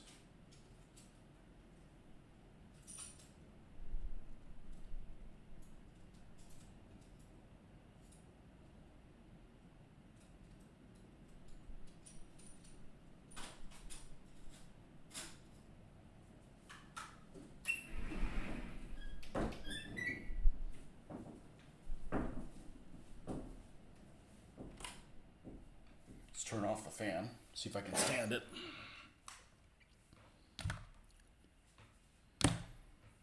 I had a candle around here somewhere.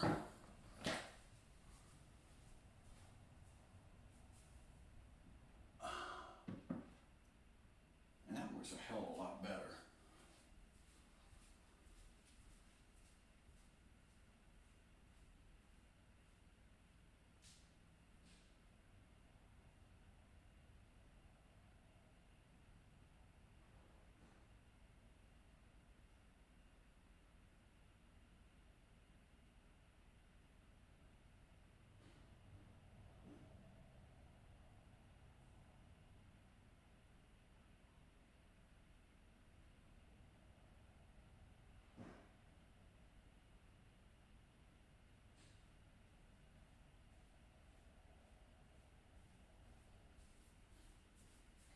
Let's do that. Eucalyptus and sage, that's today's smell. Let's do that.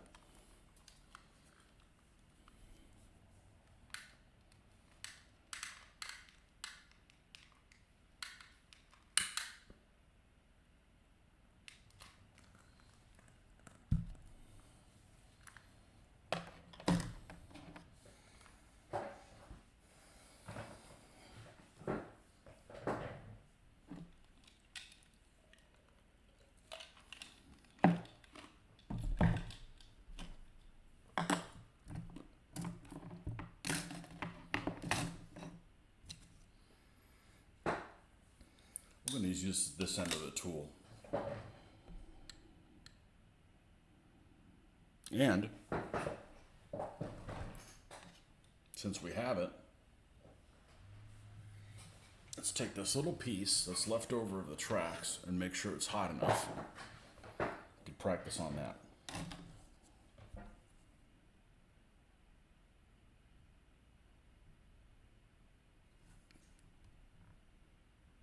Yeah.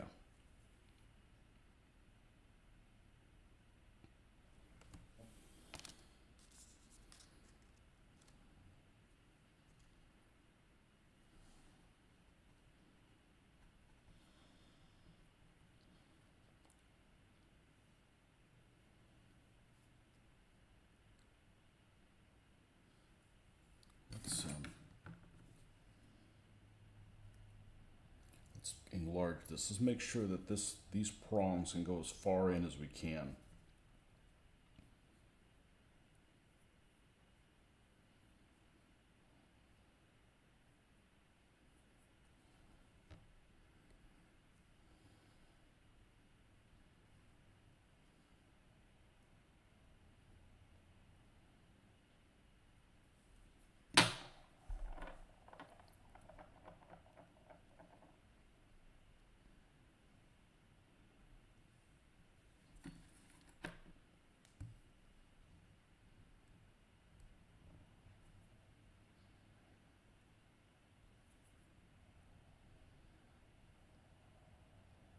There we go. Get this in between them. And squeeze it hard. And the little prong comes out there.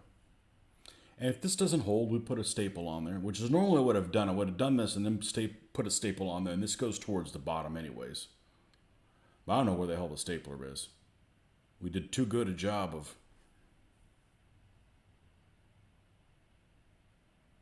cleaning the house for the showing, for the pictures.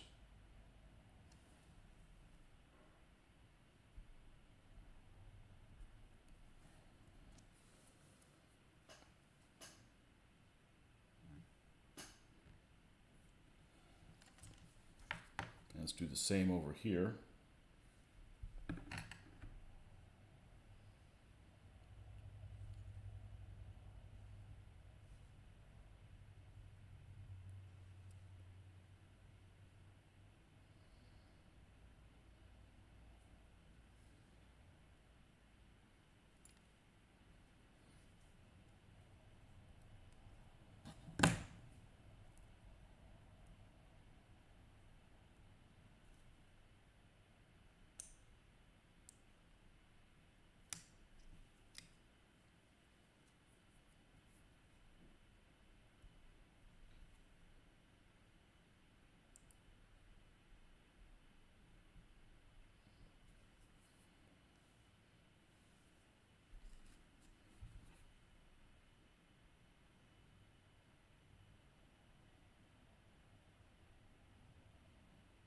Is there a reason why I wouldn't be able to melt this end underneath it here too? Give it a little bit better purchase? Let me try that as well. I mean, I'm going to try not to put a whole lot of strain on it. Just if it requires stapling something, I'm not going to be able to finish the project today because I don't know where the hell the stapler is. And I just looked in a whole bunch of places and it's not there.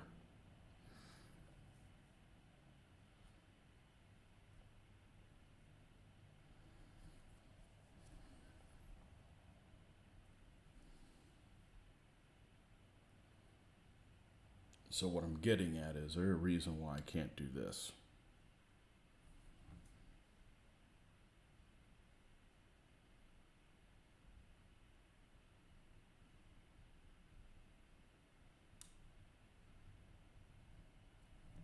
Other than it's not effective. All right. I'm going to look at one more place. 'Cause I'd love to throw a stapler on top of that. It's going to be hidden anyways. We'll put that on the bottom part.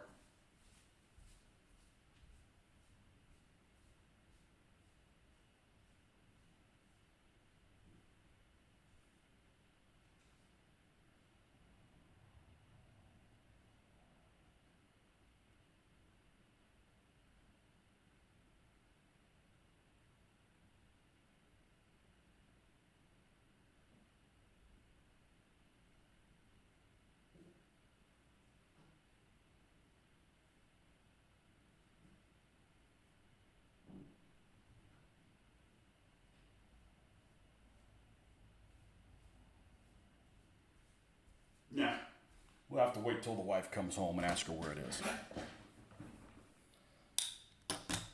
All right.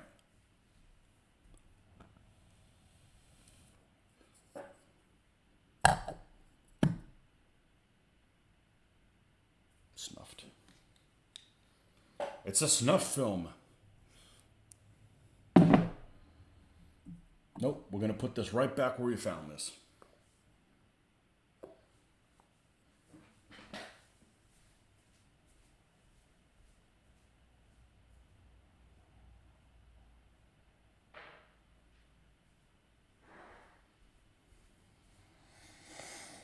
All right. Now we can test for fit and see exactly what we're dealing with here. I think this has plenty of space on here.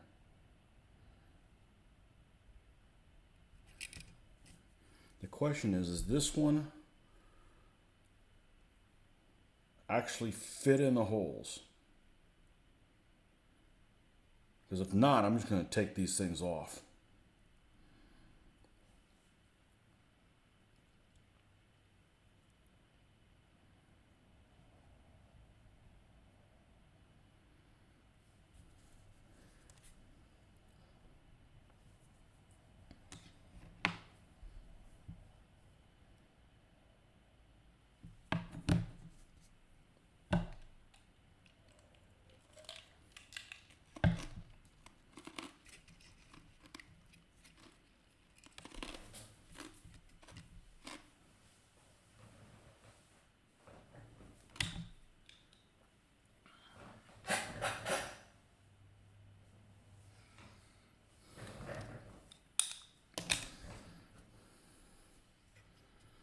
We gotta put the fan back on. We're dying here with no air circulation.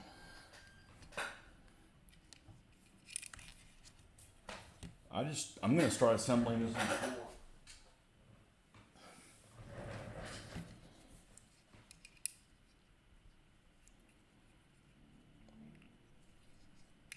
Okay, we're gonna go ahead and let's not take the things off yet. Let's not take the things off yet.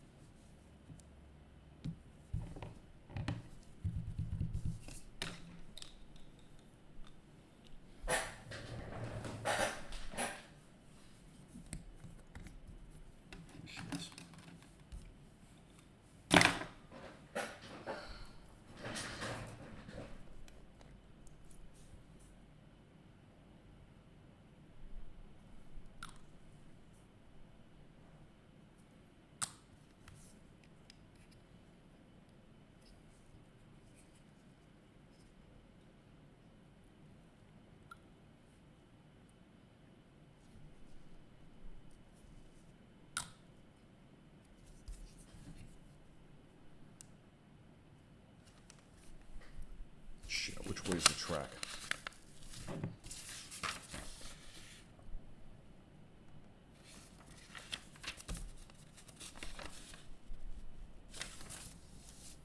Photographic evidence, please.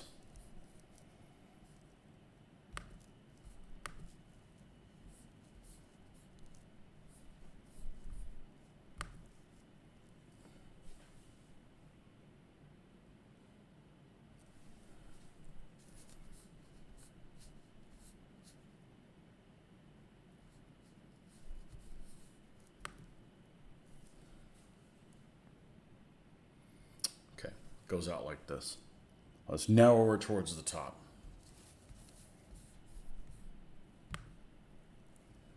Okay, which means it's like this.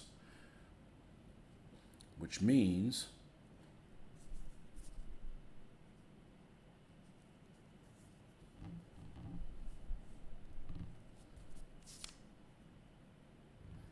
we want this one on this side because we want this down underneath here where we can hide it a little bit better. It's not an eyesore, but there's no reason to have that a visual issue.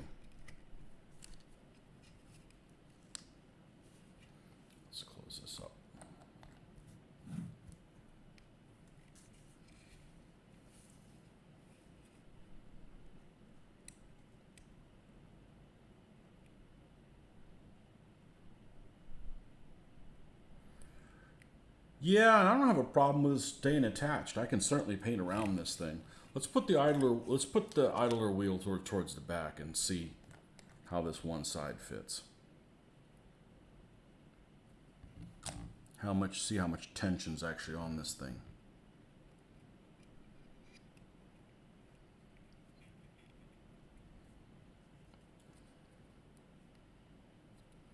And I don't want to use super glue on it because I may need to adjust it. Okay, and this is this one. Narrower towards the top. Alright, so let's fit it on here. I feel like this has got enough slack in here.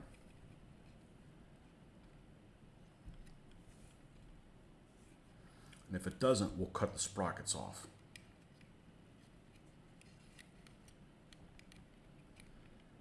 Which sometimes gives it too much play. I'll just go over that.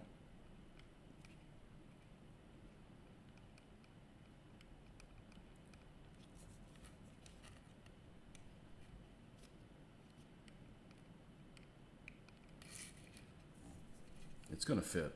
It's actually going to fit. Well, we don't want to grab it there. That's definitely the weak point.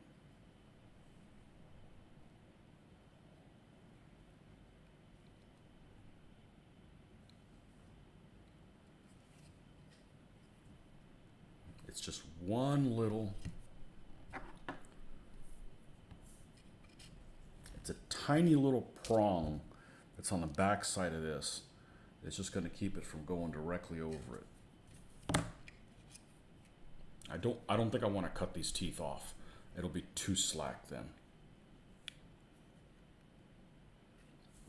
Which means the fit on this thing's pretty good then. If it's that, we can't grab it there.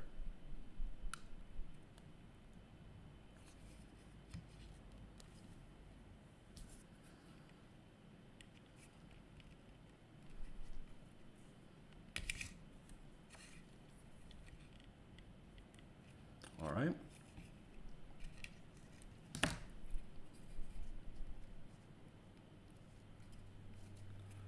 Let's go over the top then. Oh, is it a fit issue where it doesn't even fit in there because of the idler wheel? All right, we need a drink. All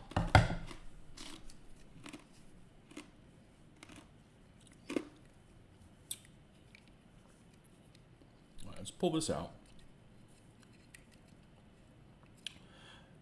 14-year-old my ass. All right, if we want this one here, then somewhere around this zone, we want these little prongs off.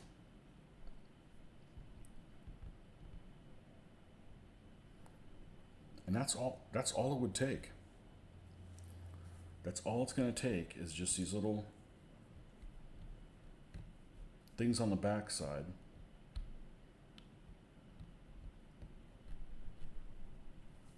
Now let's try it.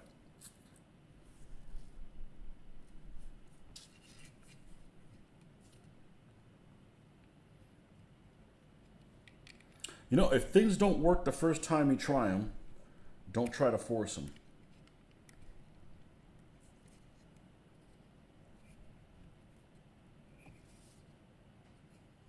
Okay, the track's on the right way.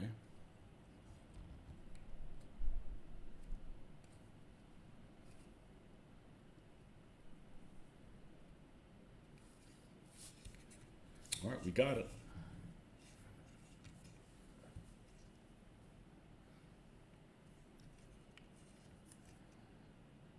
And we'll put like a little bush or something like that in front of it on the side, just to hide it a little bit. It's just not an eyesore, but I'd rather not see it. It's better than it being at the top, where it's not hideable. Okay?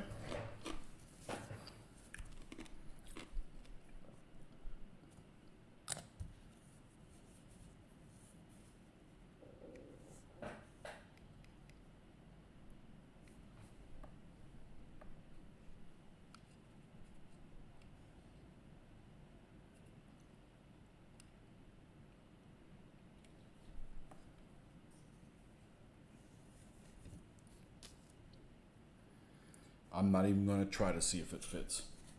I'm just going to cut some of those prongs off of it.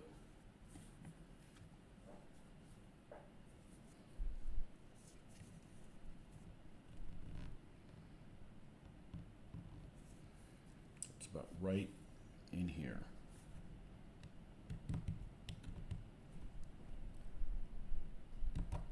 And I know they help keep the track in place a little bit. But we'll just super glue it or epoxy or just put a little dab of something that doesn't slide out. This thing's going to be on a base, so it's not a huge problem.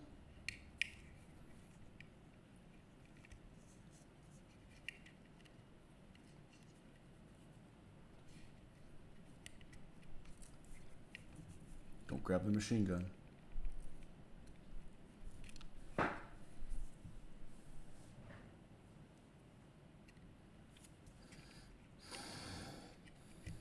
You know, if I didn't have this space here, the problem is then I've got to go higher and cantilever over, and then I got neck issues. So the height is right where it needs to be. I'd rather pick up things off the floor occasionally than have to go to the chiropractor.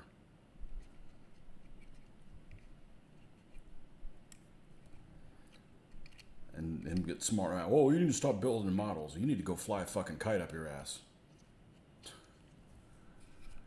Building models keeps me from murdering people. Maybe.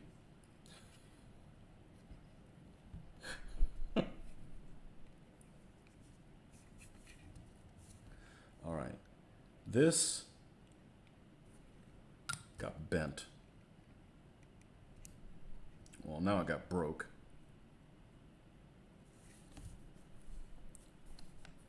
At some point when it was setting yesterday.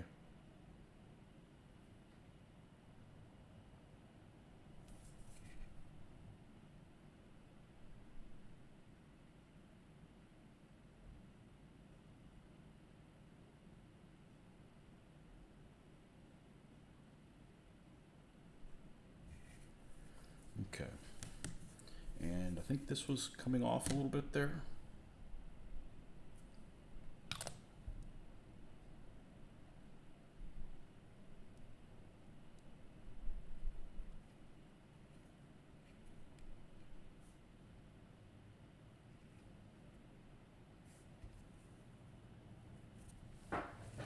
Well, there you have it. There is the Vespa built. And all in all, not bad. Better than the Hetzer. I mean, a lot better than the Hetzer. Like, not even close. The fit on this thing's actually pretty good. The tracks were a hell of a lot easier than the one on the Hetzer. And it wasn't because there was separate link, it was because there was those separate link.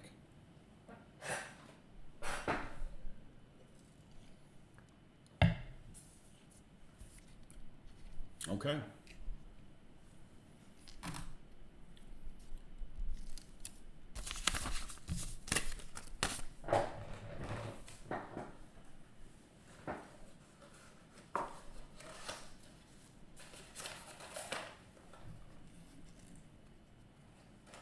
All right, next. Well, the next thing we're going to do is see if we got any juice on this thing.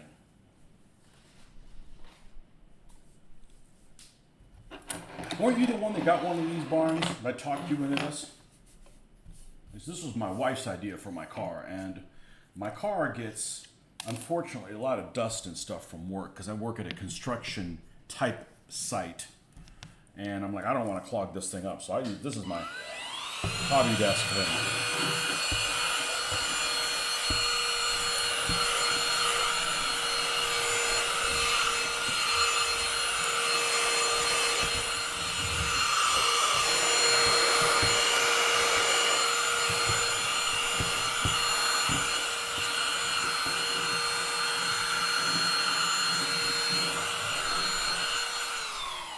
Low on juice, and of course this is the charger that nobody uses anymore.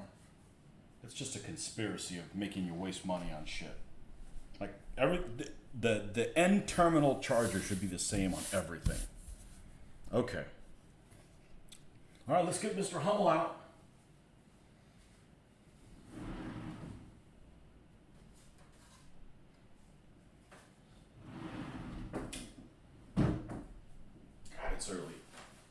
As soon as I say that, it will be 4 o'clock before I know it. Here it is. We already did an unboxing on this guy.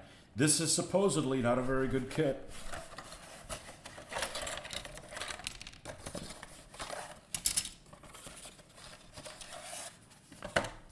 With old ass decals.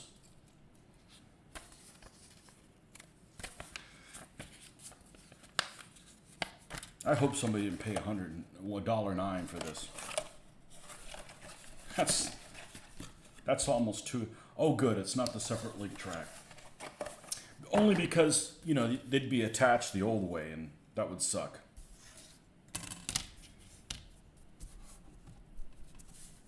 Okay.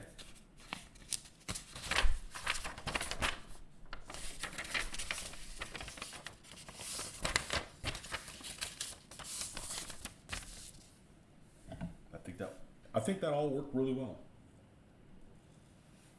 Do I still have some left? Yeah, let me go get some ice. Be right back.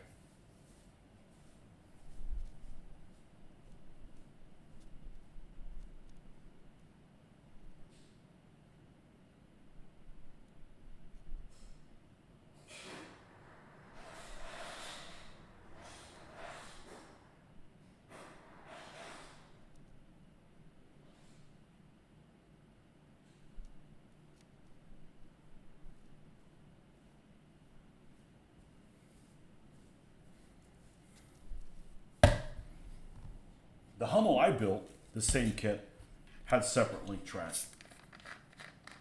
And the separate link track is not the same as this. It actually interlocked okay, but I just did it I was too young.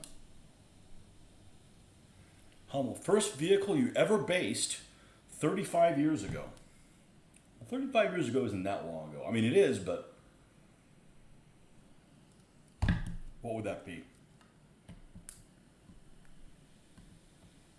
I can't do math anymore. I can't do it in my head.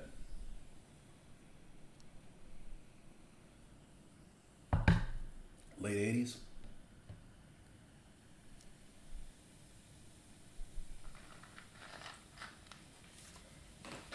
I remember the late 80s well. Back when music was worth a damn.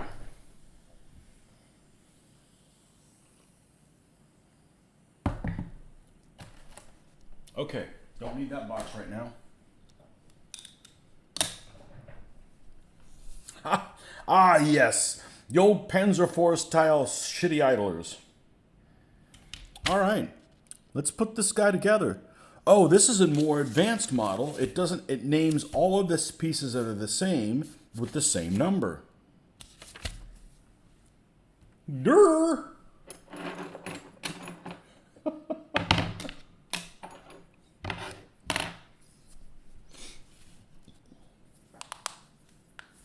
Yeah, I can see why they say this isn't a very good model because the seats aren't good. They look like they're draped up with some kind of cloth like you would at a wedding. You know, where they try to fancy up a regular chair at a wedding by just draping something over it. That's what it looks like they did. And we've got some cables on here that are probably not thick enough to pull a child's toy.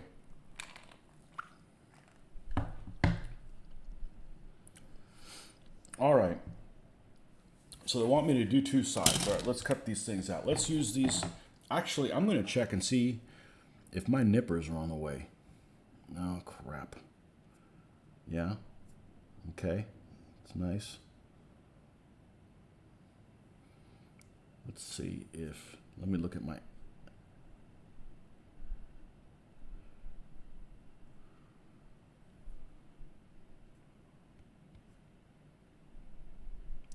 Now arriving today. Well, good.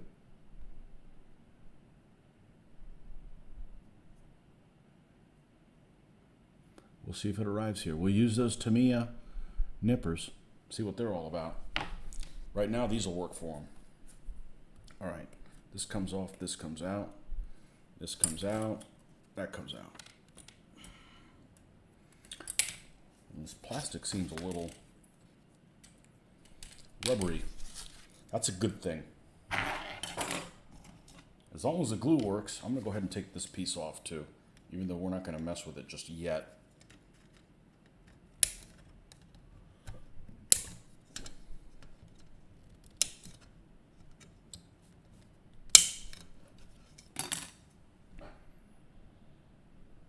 Yeah, that's the only thing we need right about now.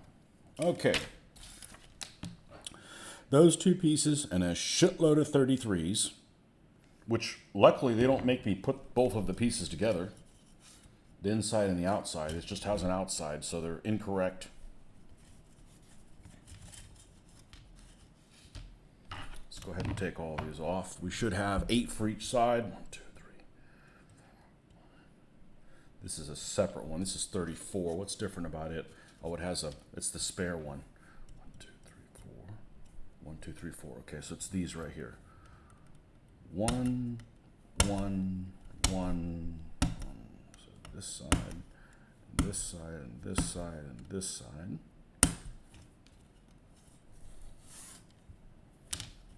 I was at the store the other day when I got the Milliput, and I was thinking about getting an airbrush cleaning kit. I'm like, I really don't freaking need one. I'm just fine spraying into a box. I don't need to spray in a $25 thing that supposedly keeps all the liquids inside there. Yeah, it's water-based paint. It's not that nasty. But they did have a really big sale. I mean, this is like a $30 item, and it was selling it for like $4 or $5 or $6. It was something like that. For a, what did they call it? They called it a airbrush assembly mat or something like that. And all it was a little neoprene thing that was about the size of this piece of cardboard that had sides on it. Okay, it had like sides like this, so it was almost like a cutting board. Okay, but it was neoprene. It's pretty bendy, almost probably the same consistency of like a mouse pad. And it was covered in some kind of cloth. And I guess it's there so when you take your parts out of your airbrush, they don't roll off of your table. And I'm like, that's kind of dumb. I mean, I don't need one. I'm like, that's a good price, but I don't need one, So the only part I take out of my airbrush is like 2 things, and they don't roll. So maybe that's why they were on sale. Nobody was buying them.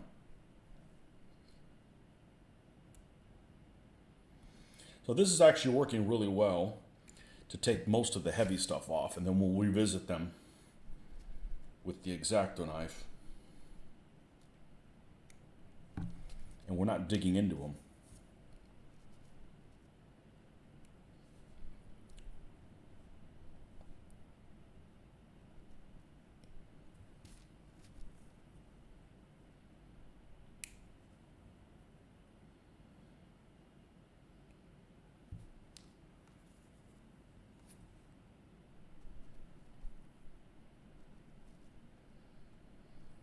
But I go to this store, which is kind of like a big box hobby store. It's called Hobby Lobby.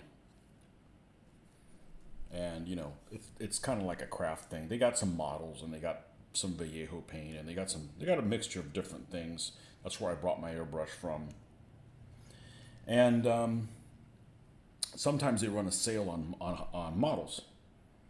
They run a 40% off sale, and they carry the Airfix Shermans, which are at 1/76 scale. I've come close to buying one, but because they're really inexpensive. But they're 1/76, then it's more that they're 1/76, not that they're not the best model in the world. I really don't need any Shermans right now, but I almost picked. But they have very limited things. Like I don't think they even have had the Panzer IV one. They've had the Sherman model. They've had some Spitfires in 1/72nd. But that's it. They don't have a complete set of anything where it's like, oh, let me pick up a Spitfire and a 109. And, they have very limited selection.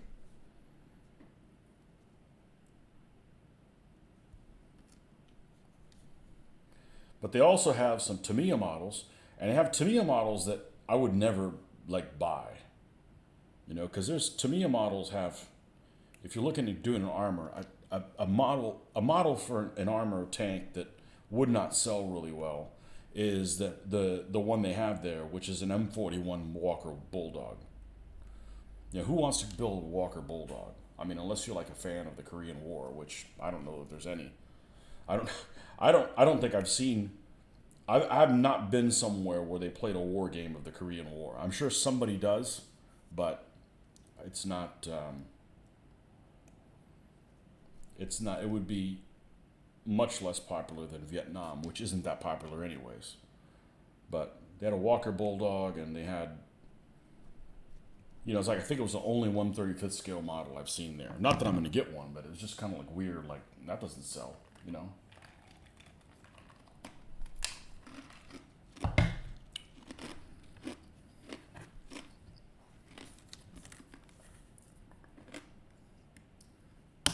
It might just be stuff that their distributor has, that their main store carries, and the people in that store really have no say in it.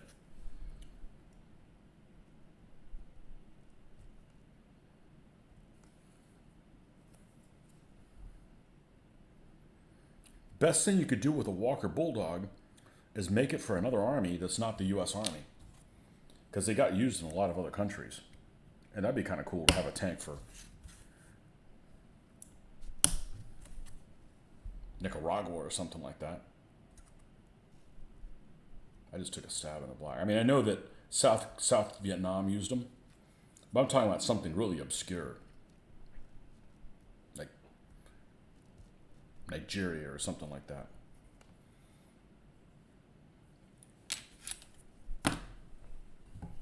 Panama. I bet Panama got some. Brazil.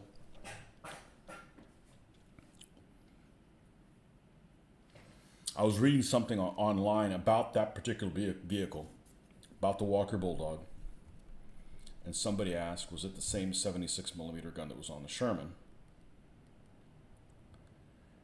And somebody's comment was that it was slightly modified because it can fire discarding Sabo ammo. I'm like, well, that's an improvement in the round.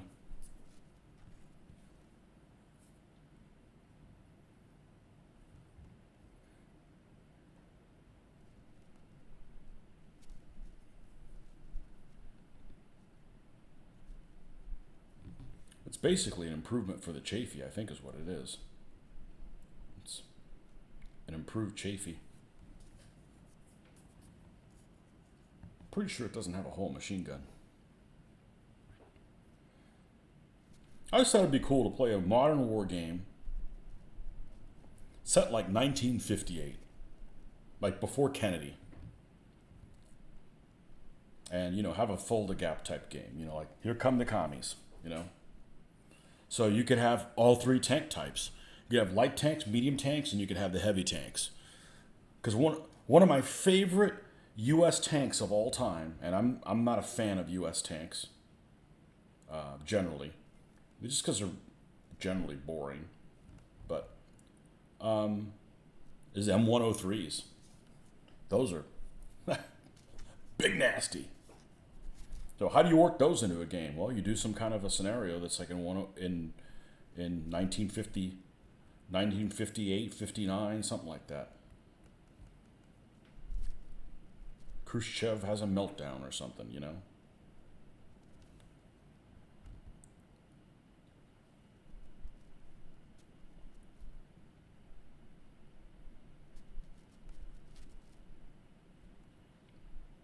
Because I guess in that time period, there was no T-62s. As T-62s, I believe, came around about 1962.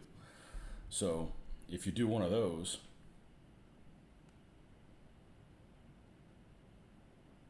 you'd have what, T-10s for the Soviets? Their medium tank would be T-54/T-55s.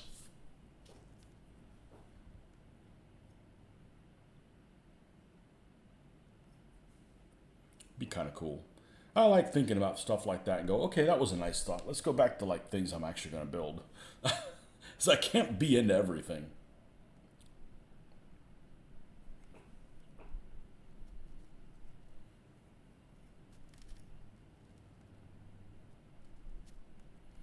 I actually saw it at one of our conventions. I think I saw it at one of our conventions. Maybe I'm mistaken, but I may have been talking to somebody about it. This guy I know is playing an air game with, I want to say they're 1/200 scale aircraft. There might have been 1/285th or something like that. They were on like little alligator clips. It was a nice looking game. The planes were painted really well. It was like a World War II game or something like that. That's what it was. It was a Pacific, something in the Pacific. And I was talking about other stuff, and he says it would be really neat to do the Suez Crisis. Because you got jet aircraft and propeller aircraft. I said that would be cool, but I just assume just build the aircraft, not play the game, because a lot of those aircraft games just either take too long or the abstraction of height isn't done correctly, or. But at some point, now that we have an airbrush, not that I'm any good at it, I wouldn't mind building some aircraft.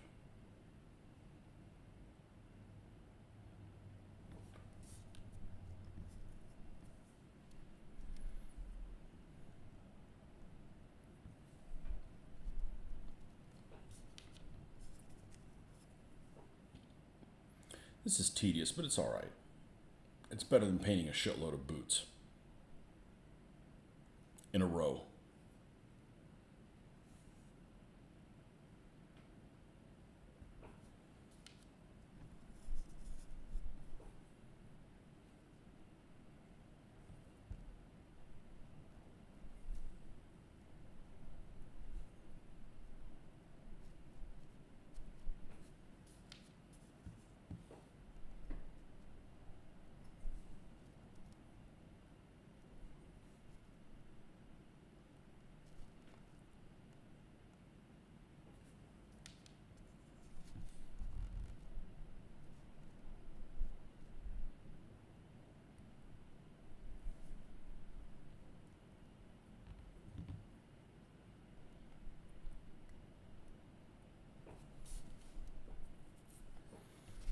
Yeah, this should be two wheels side by side attached. And this is actually just one, and you can just pretend there's another one. So does that make this a bad model? If it does, it doesn't bother me. It's just a playing piece. You know?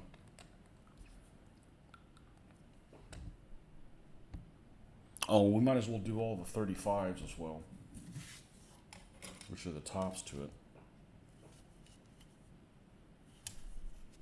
This idler wheel is more annoying than that. This, not the idler wheel, the return roller. Yeah, it doesn't even remotely look like what it's supposed to look like. That kind of stuff doesn't bother me too much. I'm more of a stickler for, you know, maybe what the turret looks like, that it has the right hatches or so forth.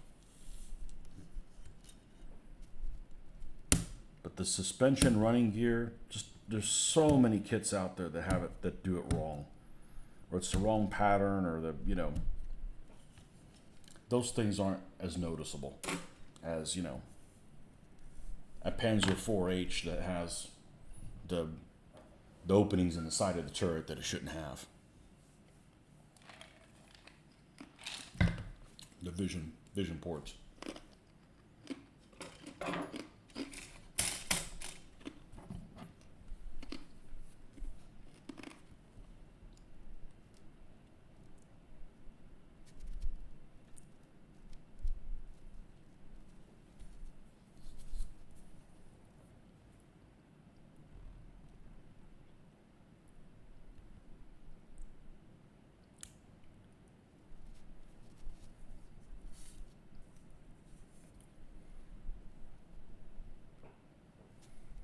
I guess the storm came and went. I don't think it ever rained.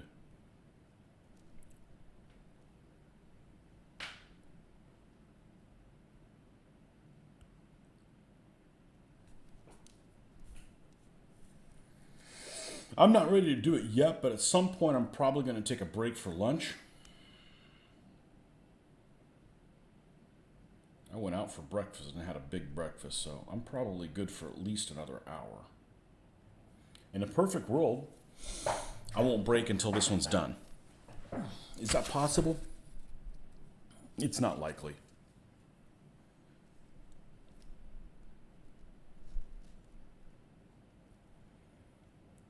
But I'd like to paint these guys as a team with the Vespa,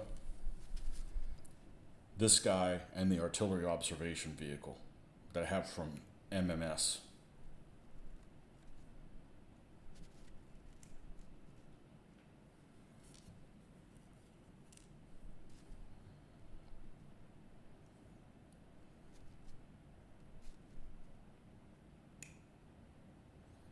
Which is on a Panzer III chassis.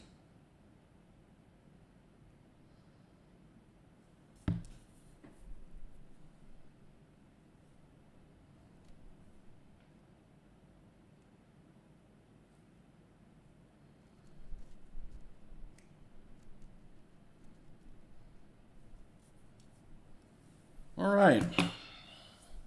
Go ahead and put all the little ones on first.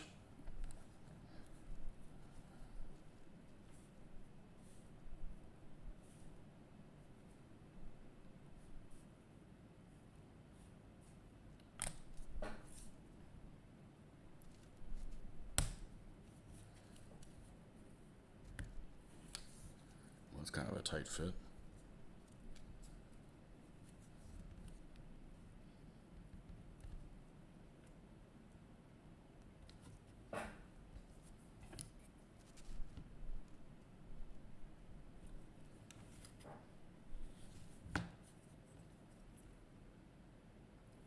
Well, Snapdragon. There we go.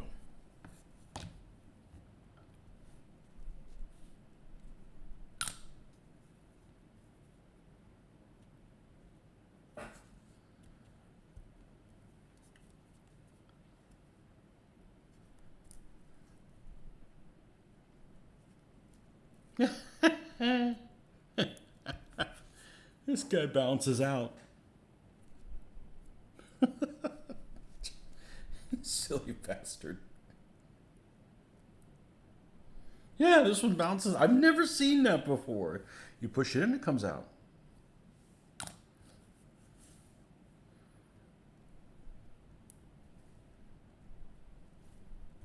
And this other one wouldn't go in at all.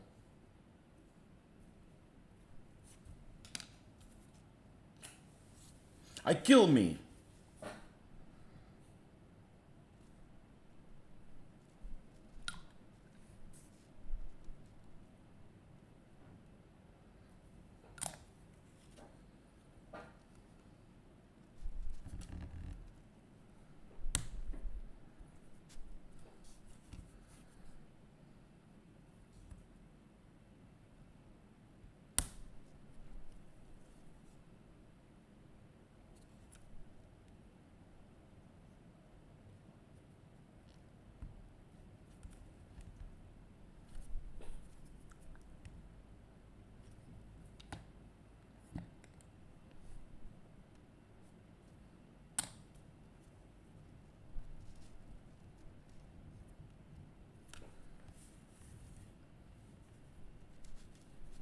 The storm leaveth and the storm cometh back. Like I said, I welcome the rain. I just don't want any lightning. I'm not doing this show in a lightning storm. I'd rather not replace my computer, regardless of whether or not insurance pays for it.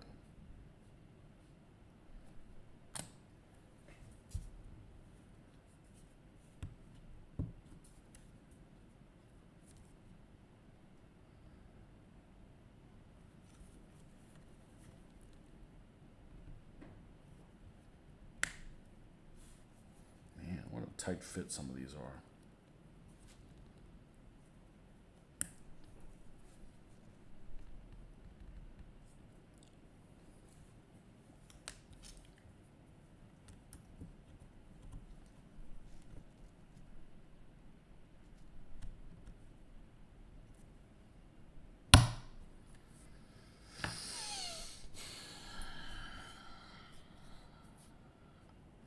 trying to be careful not to flex that as I'm putting that down so we don't break the thing off and then have to super glue it.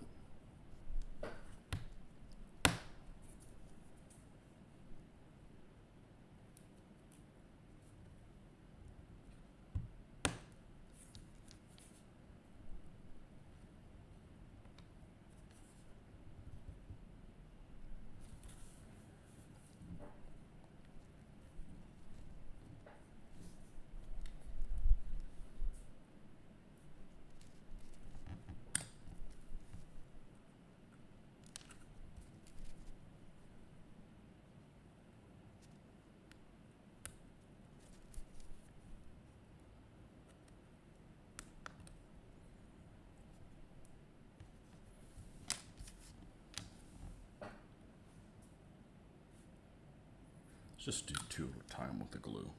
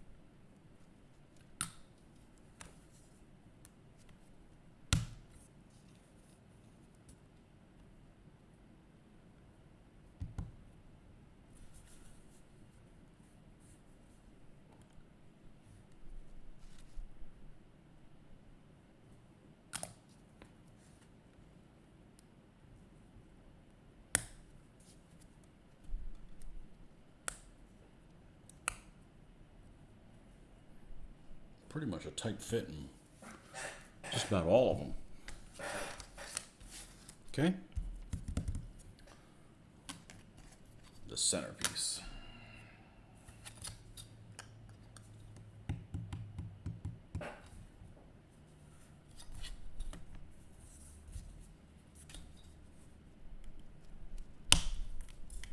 Whee!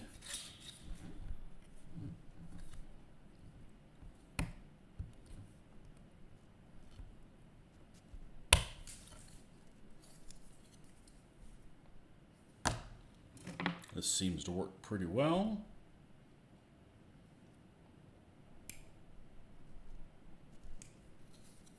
To cut the excess.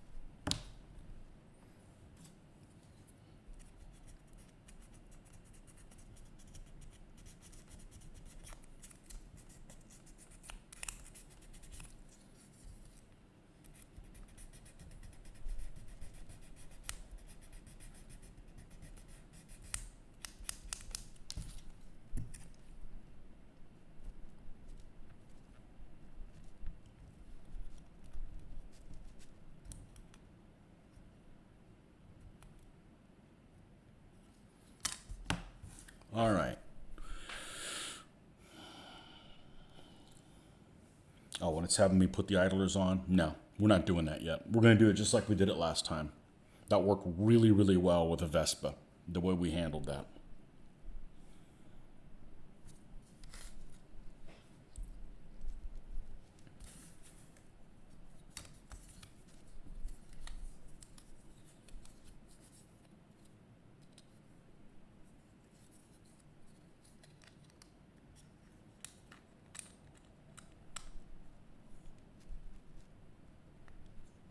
Fit seems to be okay. I'd rather not use super glue if I don't have to.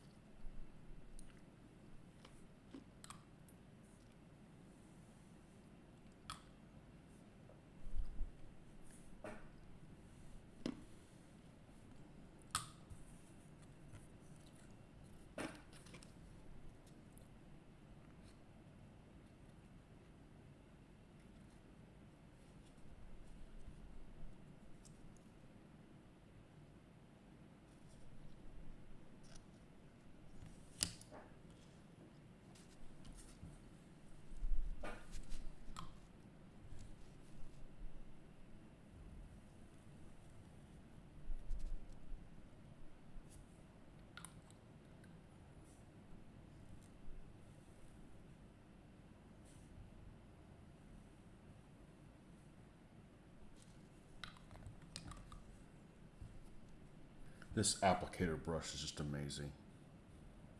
It is truly amazing.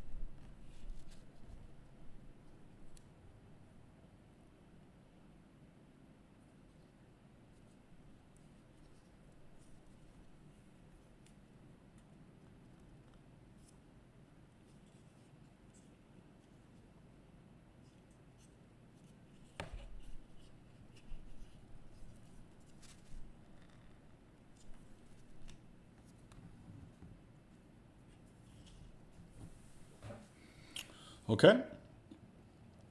I know we got an extra piece of armor there to put on the front. So we need to let this thing settle. I mean, as long as the sides aren't flexed. If they're flexed, and you gotta do rubber bands, and it's not that big of a deal. It's just unfortunate. It's an unfortunate turn of events if you have to do that.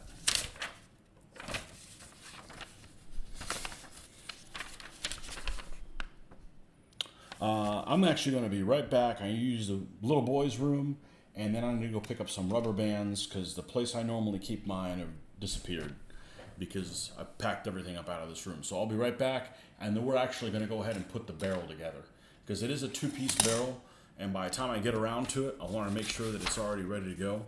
So we're going to go ahead and do it next, and I will be right back in moments.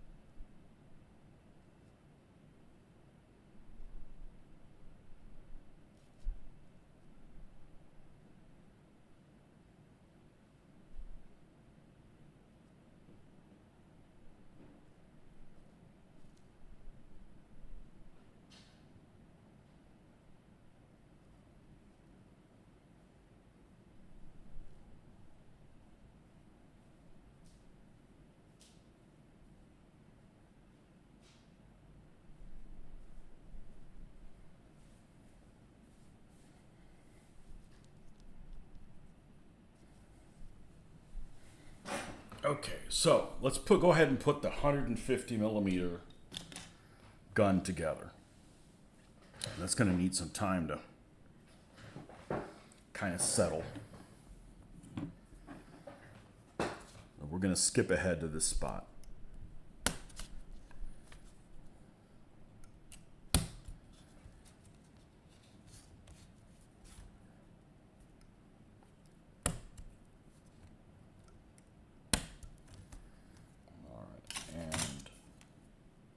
Tell me there are some spots for it to go together. There are not. Okay.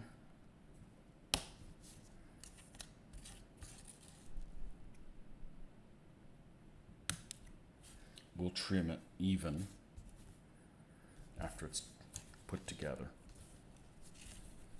Okay. So sure there's no surprises. No. All right, so we're going to go ahead and put this together. We've got some rubber bands to hold it together.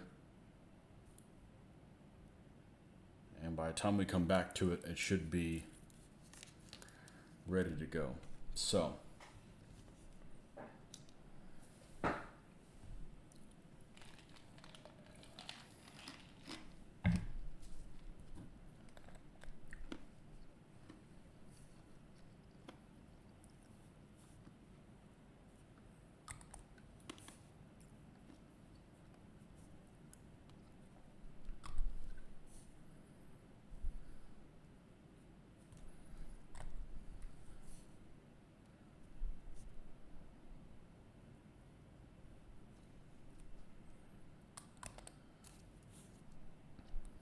this thing's drilled out all the way from mouth to anus. Pre-drilled.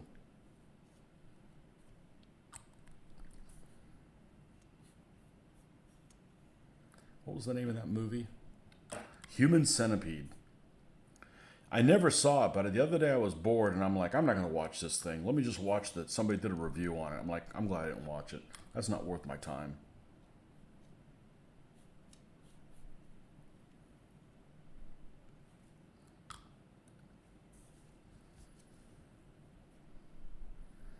Instead of wasting 2 hours, I ended up wasting like 8 minutes.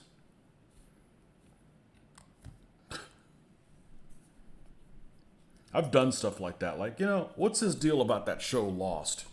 I just read about it on Wikipedia. That was good enough.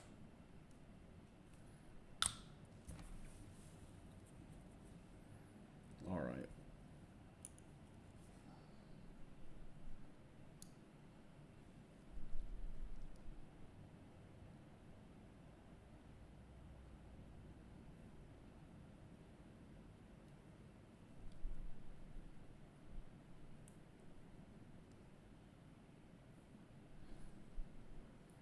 May not need rubber bands, but I just brought them here just in case. Considering there's no like lineup holes or anything, it's not bad. It's really not bad.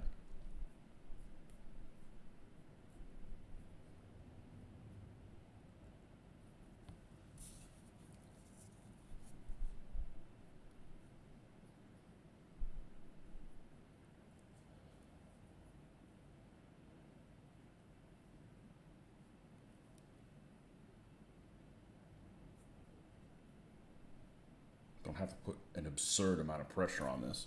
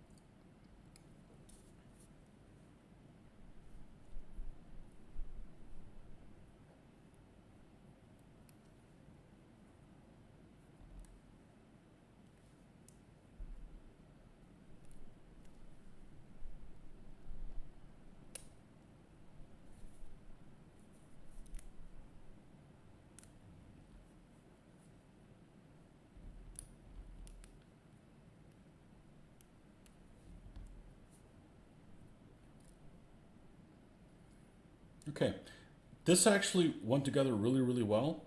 I'm surprised, but that way we won't mess with this until we get to the other stage and then it'll be ready to go. Okay? All right, so we have a hole to add little things to.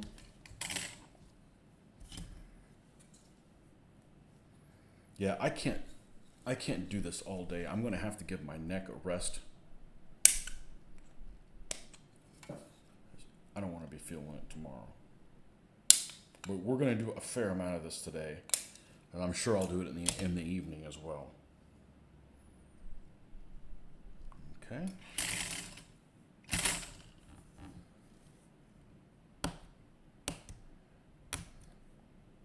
When I'm cutting like this, I'm pulling out so that I don't gouge into this. And we'll do the final finish with the sandpaper.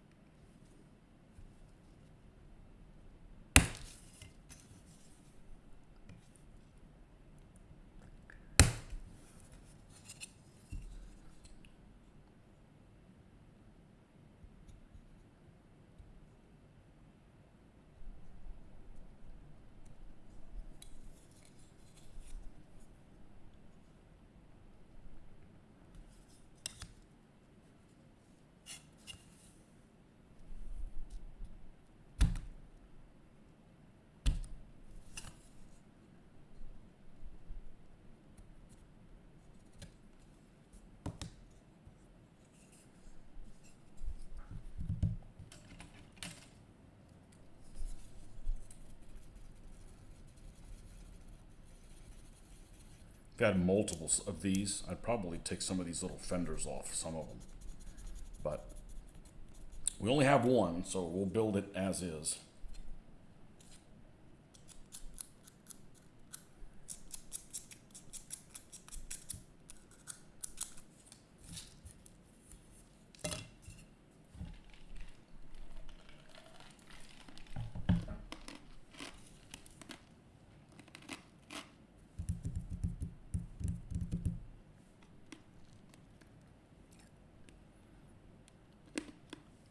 All right, headlights. They shouldn't be in the way.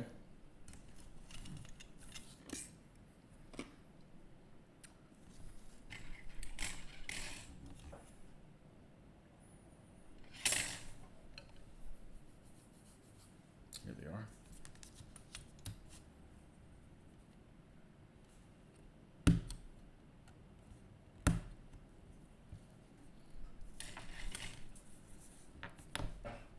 Headlights.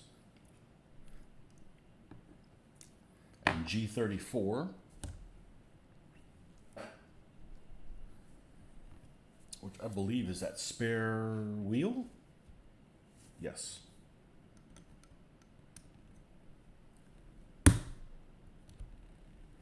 This would be a good candidate to actually replace this with the spare one that has two sides, because this one just has one. But I'm going to leave it alone. We're not entering this into an IPMS model. The jack, the ubiquitous jack, the ubiquitous German jack.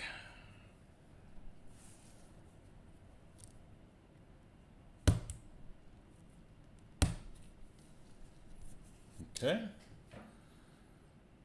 What else? The Hatch 36.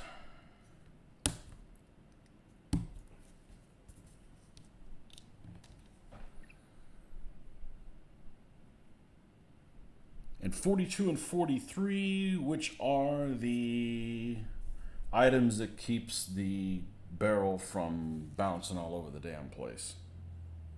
And those look like they are going to be a hoot to take out.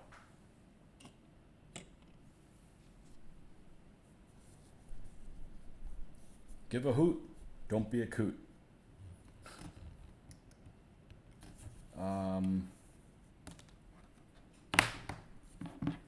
Let's do this.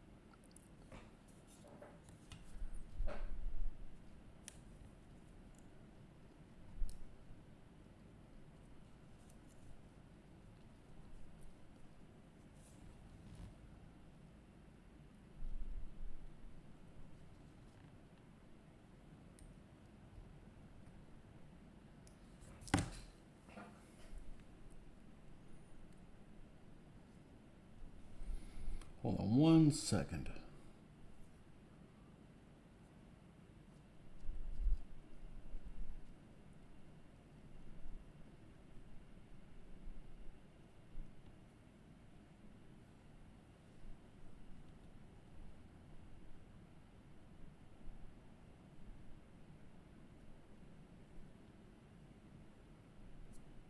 Ah, Snapdragon.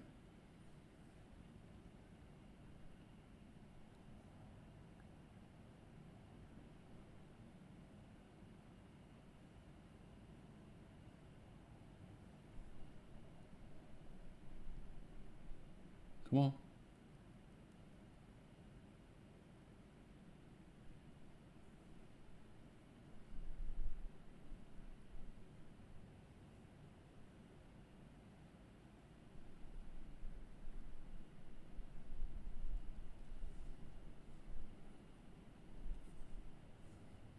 Well, it'd be nice. We get up to 2,000 subscribers. Might be a while.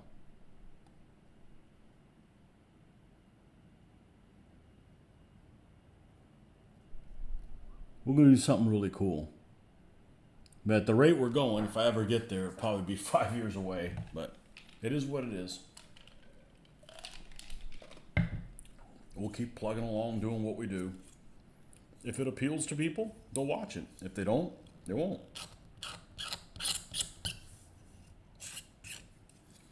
You know, subscribers are just cool because the more subscribers you have, the way I understand it, is the more it would get recommended to new people that are just kind of surfing around.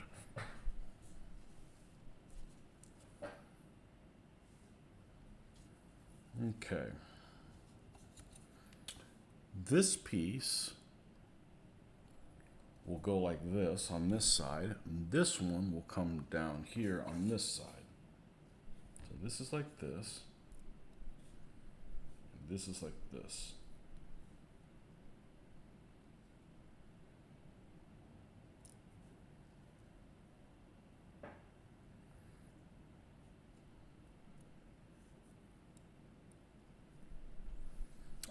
But it looks strange. So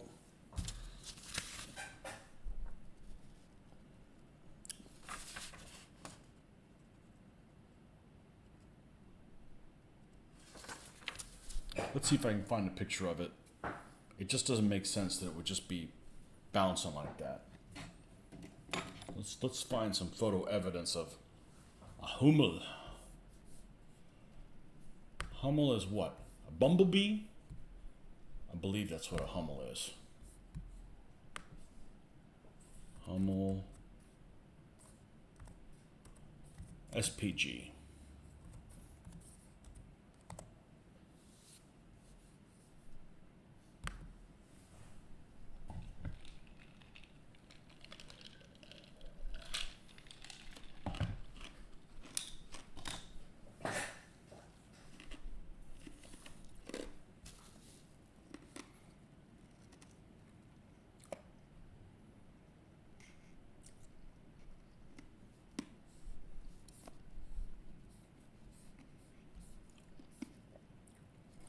Oh, tell me it's got something on the back. Tell me it's got one of those little range finding little things. I may have to scratch build that. Some little range finding. It's really an attractive vehicle.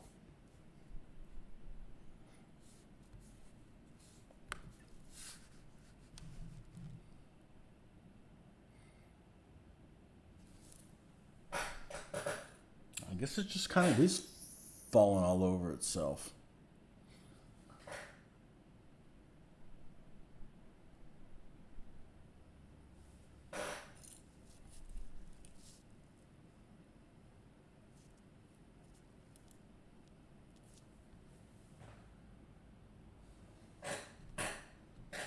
I don't think I'm going to follow the instructions the way they have them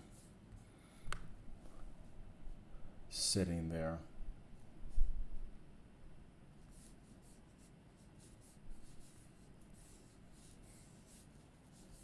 Where did my mouse go? There we go.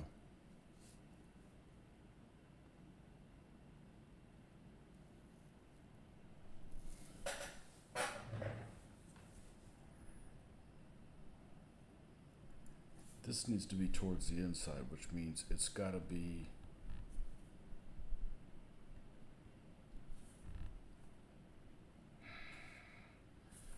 They have them like this.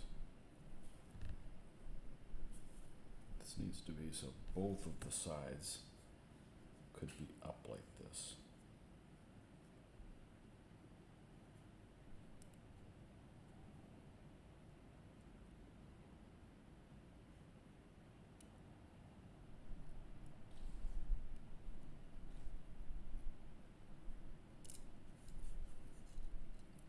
So that one goes like that, and this one goes like this.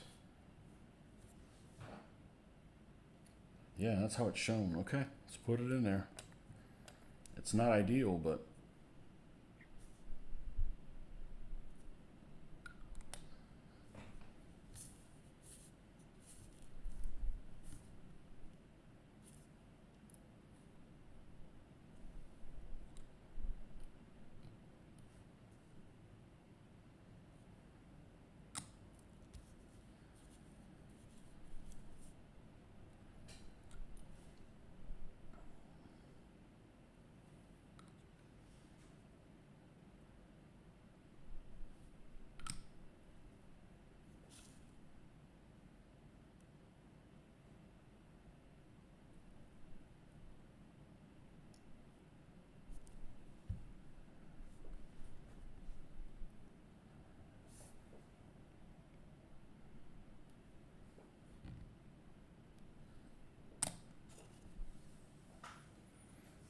let's get back to this screen here.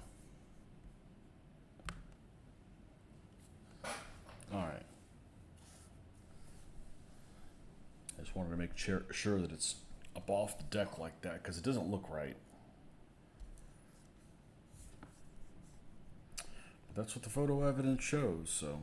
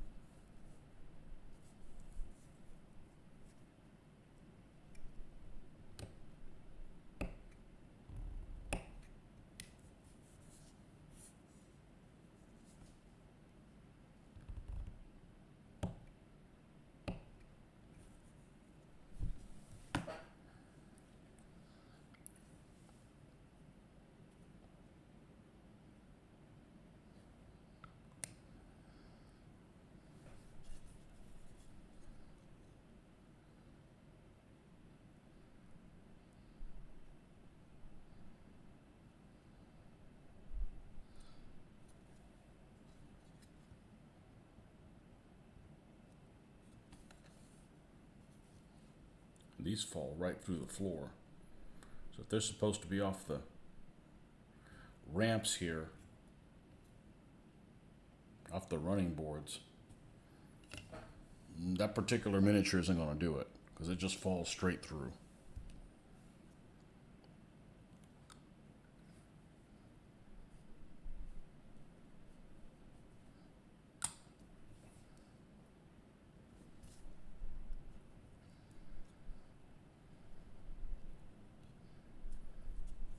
Okay. The spare wheel.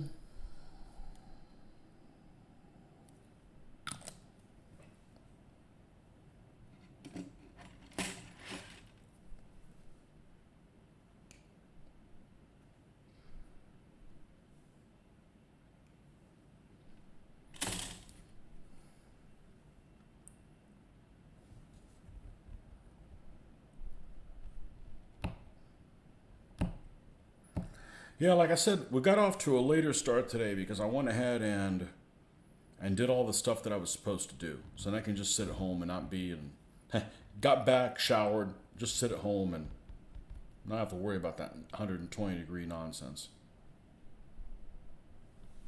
Or whatever the hell it's up to right now.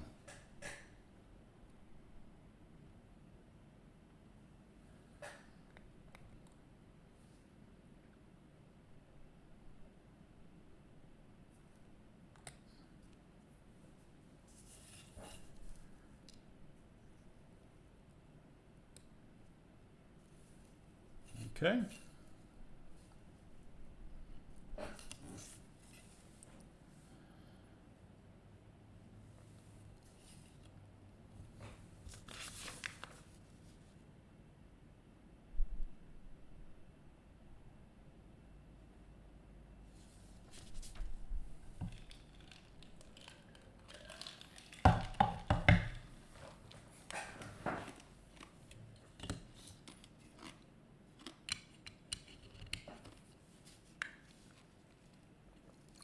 This thing actually goes together great. Like, I'm amazed.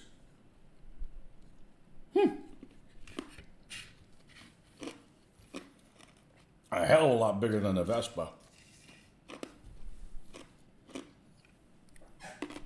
Hell of a lot bigger. Big Daddy.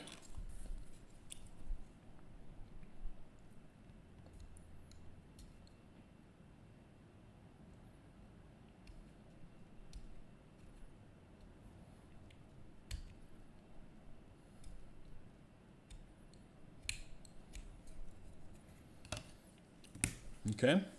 Oh, the hatch. Well, I'm not going to make it. I'm not going to put a guy in there. That seems kind of silly.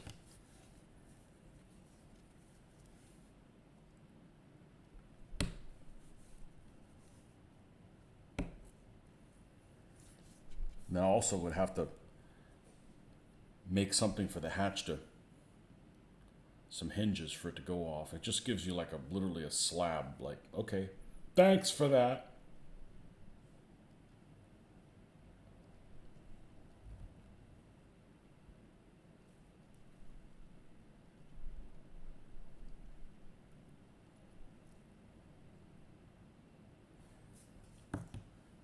All right, we need to look at pictures to see. Oh, according to this, it goes like this. All right, let's go ahead and glue that little piece in there.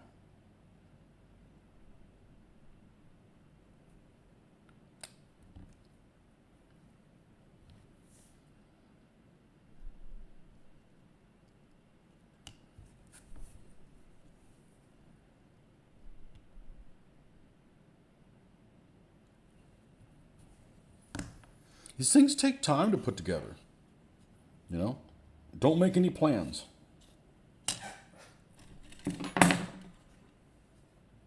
It'll get done when it gets done, and it won't get done before it gets done. You got all that?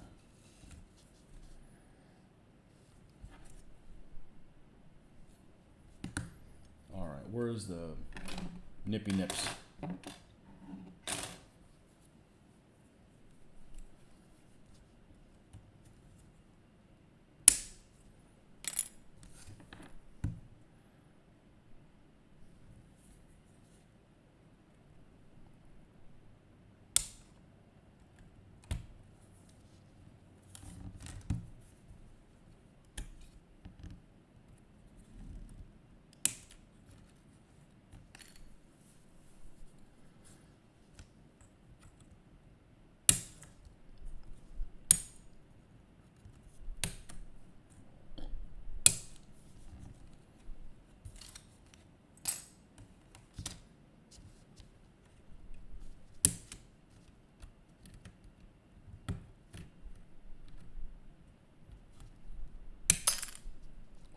Wee!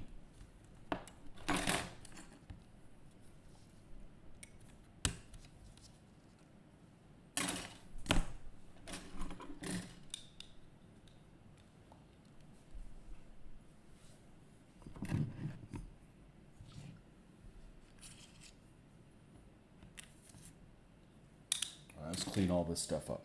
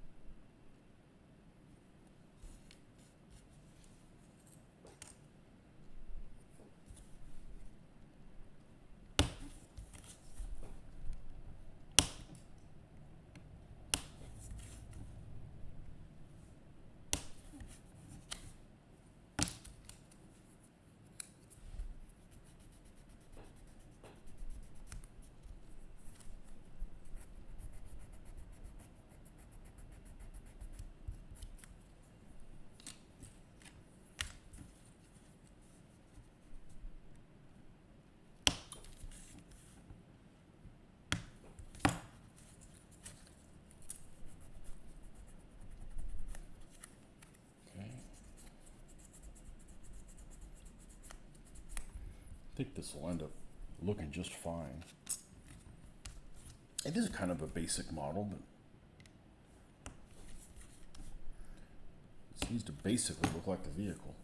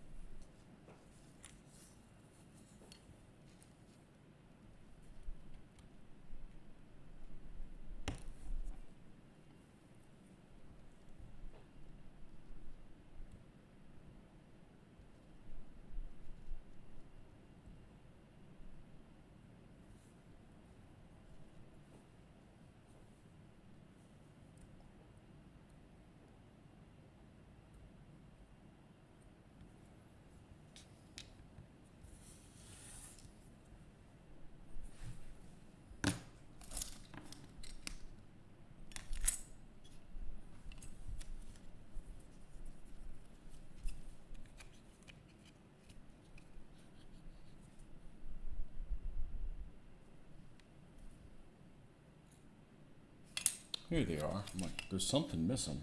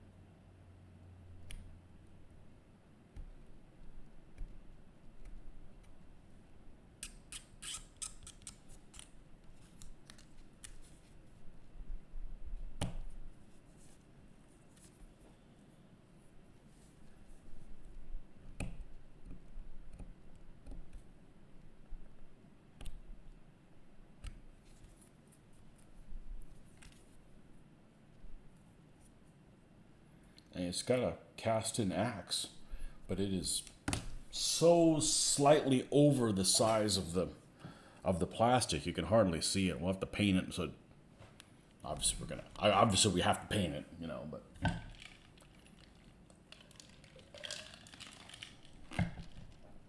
make it pop.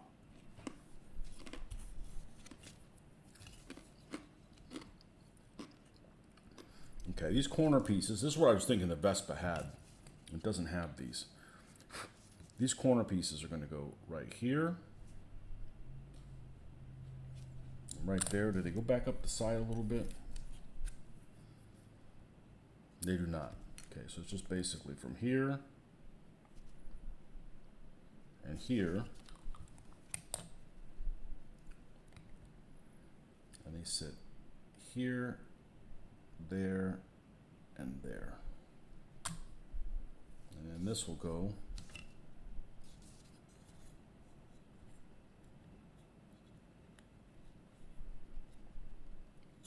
like so.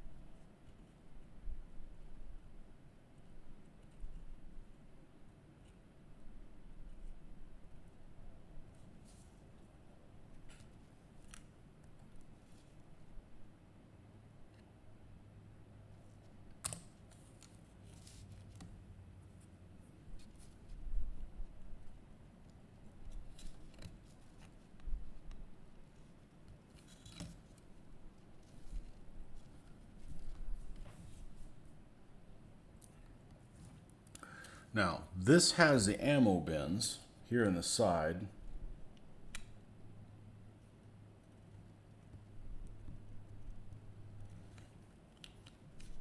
It doesn't quite tell you where to put them, so we'll add them in a minute.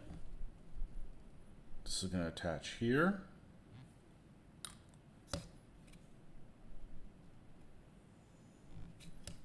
And all there.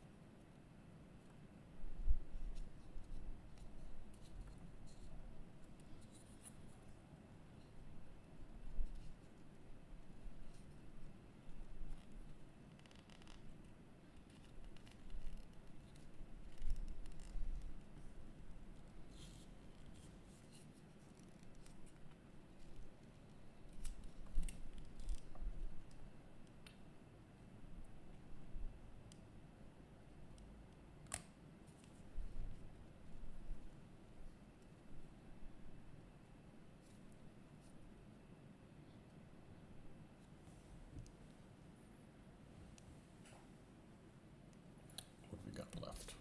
Stuff on the gun.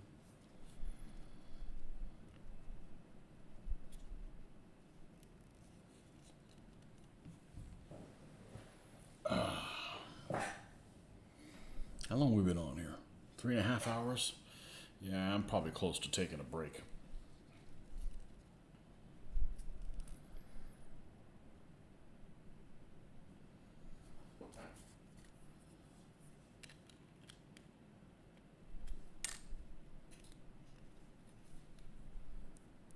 Let's check finish on fit and finish on here.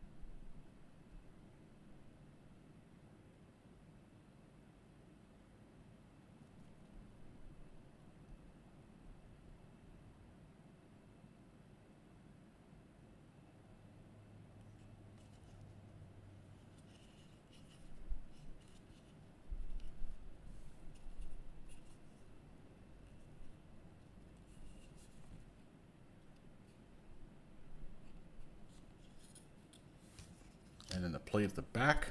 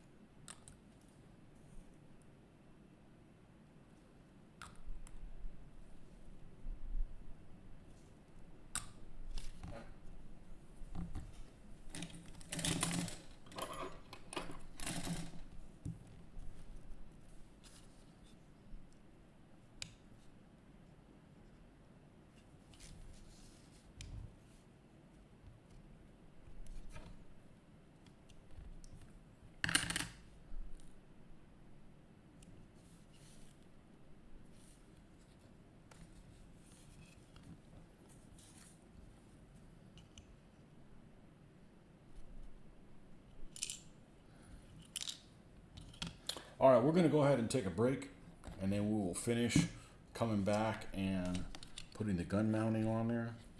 The fit on this is actually pretty good. And it's a rather large vehicle.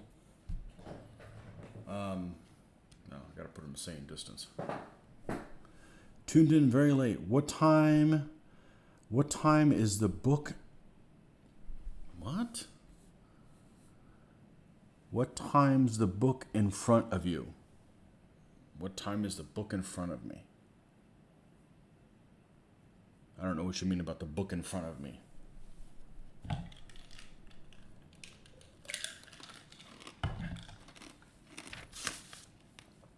I'll be back on.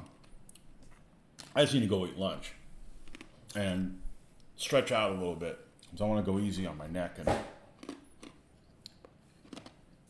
I don't want to be in pain all week. We should be able to finish this one. It's not going to take too much longer. It really won't take a whole lot longer. We'll come in and do the tracks and stuff, and then this will be done. And when we paint these, we'll paint these two guys together and the artillery observation vehicle with his Panzer III chassis. And this would be good for like a convoy scenario. Like these guys are moving into the... Because actually, these were in separate batteries. They weren't really mixed, but whatever. Shit happens, you know.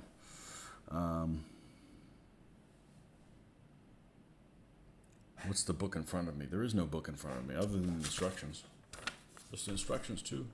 The Hummel. But anyhow, we will be back in a few hours. I'd say by 3, I should be back on Eastern Standard Time. And we'll pick up where we left off.